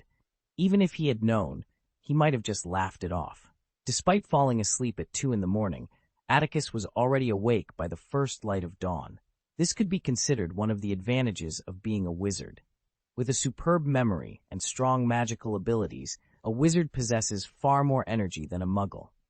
Over the past 3 years, Atticus had grown accustomed to a life of unpredictability. Often, in service to his employer, he found himself in remote wildernesses, dense forests, or ancient ruins buried deep underground. A few hours of rest on the ground was a rare luxury for him. Though the weather was sunny, the dawn air remained cold. The snow on the lawn showed no signs of melting, and the ice on the frozen black lake was as solid as ever. While jogging along the lake in the morning, Atticus paused under a willow tree to rest. From a distance, he noticed a shadow swiftly approaching from the castle. Dumbledore asked me to give this to you, said Snape, his face softened slightly by the pale golden sunlight. He tossed a black money bag to Atticus from a few steps away. How much in total? Atticus inquired with interest, shaking the heavy purse in his hand. 2,000 galleons, Snape replied. Dumbledore generously added 200 galleons on top of your request. Minerva's not too pleased about it. By the way, She just found out you've returned to Hogwarts and wants to discuss your next plan with you. The prospect of meeting the stern vice principal didn't faze Atticus. He unbuttoned the bag and peered inside, the dazzling golden light bringing him immense satisfaction. "What do you think would happen if I ran off with the money now?" he mused. "Unless you can escape to the moon, I wouldn't advise such a foolish move," Snape replied coolly, his gaze fixed on Atticus as he toyed with a gold coin. "Also, I should remind you, Atticus, I'm not entirely sure why your eye color has changed so much since school, but Dumbledore seems quite interested. He asked me to inquire about it. Generally, he will pursue what piques his interest, so I suggest you be prepared." Atticus's fingers momentarily froze, but after a brief silence, he resumed his actions, expressing a deep admiration. "Ah, what a remarkable wizard!" Compared to the rapid changes in the Muggle world, the evolution of wizarding society steeped in tradition was astonishingly slow. Although there had been calls for reform in recent years, these were merely seeds buried deep in the permafrost, waiting for the right moment to take root. Hogsmeade, the only village inhabited solely by wizards in the British wizarding world, remained much the same as when Atticus attended Hogwarts. The few changes were likely the new products launched by Zuko's joke shop and the Duke of B's candy shop. Atticus even suspected that if a medieval wizard were to accidentally travel to modern times, they might not get lost in Hogsmeade. It was still the Christmas holiday, and the streets and alleys of Hogsmeade were deserted, with few people in sight. The occasional locals who passed by were in a hurry, preoccupied with their own affairs. Atticus continued his journey, pondering the ever-changing world around him. Atticus Blaine walked briskly through the biting north wind, stopping in front of a store with gray glass windows. The sign above read, "Devise Band's Magic Supply Store," marking the destination of his journey. As he pushed open the door, a copper bell chimed melodiously, announcing his arrival. Inside, the shop was dimly lit, with towering shelves crammed with magical and alchemical items. Looking glasses, memory balls, leprechauns, broomstick care kits, and Quidditch ball toolboxes were just a few of the treasures on display. The bald-headed Mr. Bands, the shopkeeper, seemed surprised to see a customer so early. However, he quickly composed himself, emerging from behind the counter with a welcoming smile. "Good morning, sir. How can I assist you today? The Devise Band's Magic Supply Store has everything you might need. Allow me to guide you," he offered eagerly. "Thank you," Atticus replied, his eyes scanning the towering shelves. "I'm looking for a panoramic telescope. Do you have one in stock?" "If you're referring to the panoramic binoculars typically used for Quidditch matches," Mr. Bands said, hurrying to a shelf near the back wall. He retrieved a dusty pair of binoculars from a cluttered pile, discreetly wiping them clean on his robe before presenting them to Atticus with a beaming smile. "This one is crafted in our family's alchemy workshop. The quality is assured, and it's priced at just 9 galleons and 7 sickles." Atticus took the binoculars, familiar with their design and potential for modification. He expertly adjusted the knobs and held them to his eyes, scrutinizing the view. After a moment, he lowered them, disappointment evident in his voice. No. What I need is the Chasing Shadow 190 model. It offers a clearer picture and a longer traceback capability. This is the 185 model, which doesn't meet my requirements." Mr. Bands realized he was dealing with an expert. "I'm afraid, sir, the high-precision Shadow Chaser 190 is typically produced only for the World Cup. We usually stock this model. However, if you're interested, I can offer you a discount." "How much of a discount?" Atticus inquired, his demeanor shifting to that of a savvy negotiator. "Well, 9 galleons is the cost price. Since you're our first customer today, I can offer it at this rate," Mr. Bands replied, feigning distress. "What if I need a large quantity?" Atticus pressed. "I'm sorry, sir, but this is the best price I can offer, even for bulk orders," Mr. Bands insisted. "I need 300 panoramic binoculars," Atticus stated plainly, a smile playing on his lips. "Mr. Bands, you have one more chance to quote a price. If it's not satisfactory, I might explore other options." 300, Mr. Bands exclaimed, his eyes widening in shock. Realizing his reaction might hinder negotiations, he quickly composed himself. "Ahem, yes, that's quite a large order. It certainly warrants a more substantial discount." He studied Atticus carefully. "If you're serious about purchasing that many, I can offer them at 8 galleons and 10 sickles each." Atticus frowned, clearly unimpressed. Sensing the need to act swiftly, Mr. Bands adjusted his offer. 7 galleons and 10 sickles. You're a knowledgeable wizard, and you understand the value of this offer. Atticus, recognizing the opportunity, turned on his heel and left the store without another word, leaving Mr. Bands to ponder the missed opportunity. Atticus Blaine pushed the door open and left without a moment's hesitation. Ding ding. Just as Atticus counted down to 1, a brass bell rang sharply behind him. Mr. Bands hurriedly chased after him, his face flushed with frustration. "How about 7 galleons, sir? That's a fair price." Without turning back, Atticus drew his wand, ready to apparate away. "Blast it!" Mr. Bands exclaimed, his tone shifting to desperation. All right, 6 galleons. Just 6. Please come back, sir. You're the shrewdest customer I've encountered this year." Atticus paused, lowering his wand. He turned around, a satisfied smile spreading across his face. "All right, Mr. Bands, let's discuss the delivery times further." End of this chapter. Chapter 20. The Meeting with Professor McGonagall. The final price of the panoramic telescope was set at 5 galleons and 10 sickles each, which was cheaper than Atticus Blaine's initial offer. Mr. Bance needed an entire week to prepare the order, and when Atticus left, Mr. Bance was still lamenting as if he had suffered a great financial loss. Atticus felt that Mr. Bance was overreacting. Typically, the cost of most magical items and alchemy tools ranged from 30% to 40% of the selling price. After accounting for taxes and operating costs, it would not exceed 50% at most. In this business, Mr. Bance was certainly not losing money. Negotiating the last 7 sickles had been challenging, and by the time Atticus emerged from the magic supply shop, the sun was already high in the sky. He stood in the middle of the street, basking in the bright sunshine, savoring the rare moment of comfort. Since graduation, such leisurely moments had become a rarity for him. "There's a tougher negotiation yet," Atticus mused, taking a deep breath as he gazed at the castle standing majestically under the blue sky and white clouds. One more person awaited his persuasion, and he anticipated that the negotiation process would not be particularly smooth. Before noon, around 10:30, Atticus returned to Hogwarts Castle. To avoid interfering with lunchtime, he hurriedly ascended the marble stairs and navigated the moving staircases with practiced ease to reach the second floor, where Gryffindor students often gathered. Rough arguments echoed from the other end of the corridor. Atticus strained to catch a few words, but couldn't make out anything. Pressed for time, he turned down the opposite corridor and knocked on the office door. "Please come in," a stern voice called from behind the door, stirring a familiar image in Atticus's memory. He smiled slightly, turned the doorknob, and stepped inside. Professor McGonagall's office was much smaller than Snape's, with piles of documents lining the walls, including homework from young wizards and teaching aids for classes. Her small desk was positioned by the window, overlooking the Quidditch pitch. When Atticus entered, she was engrossed in reviewing documents.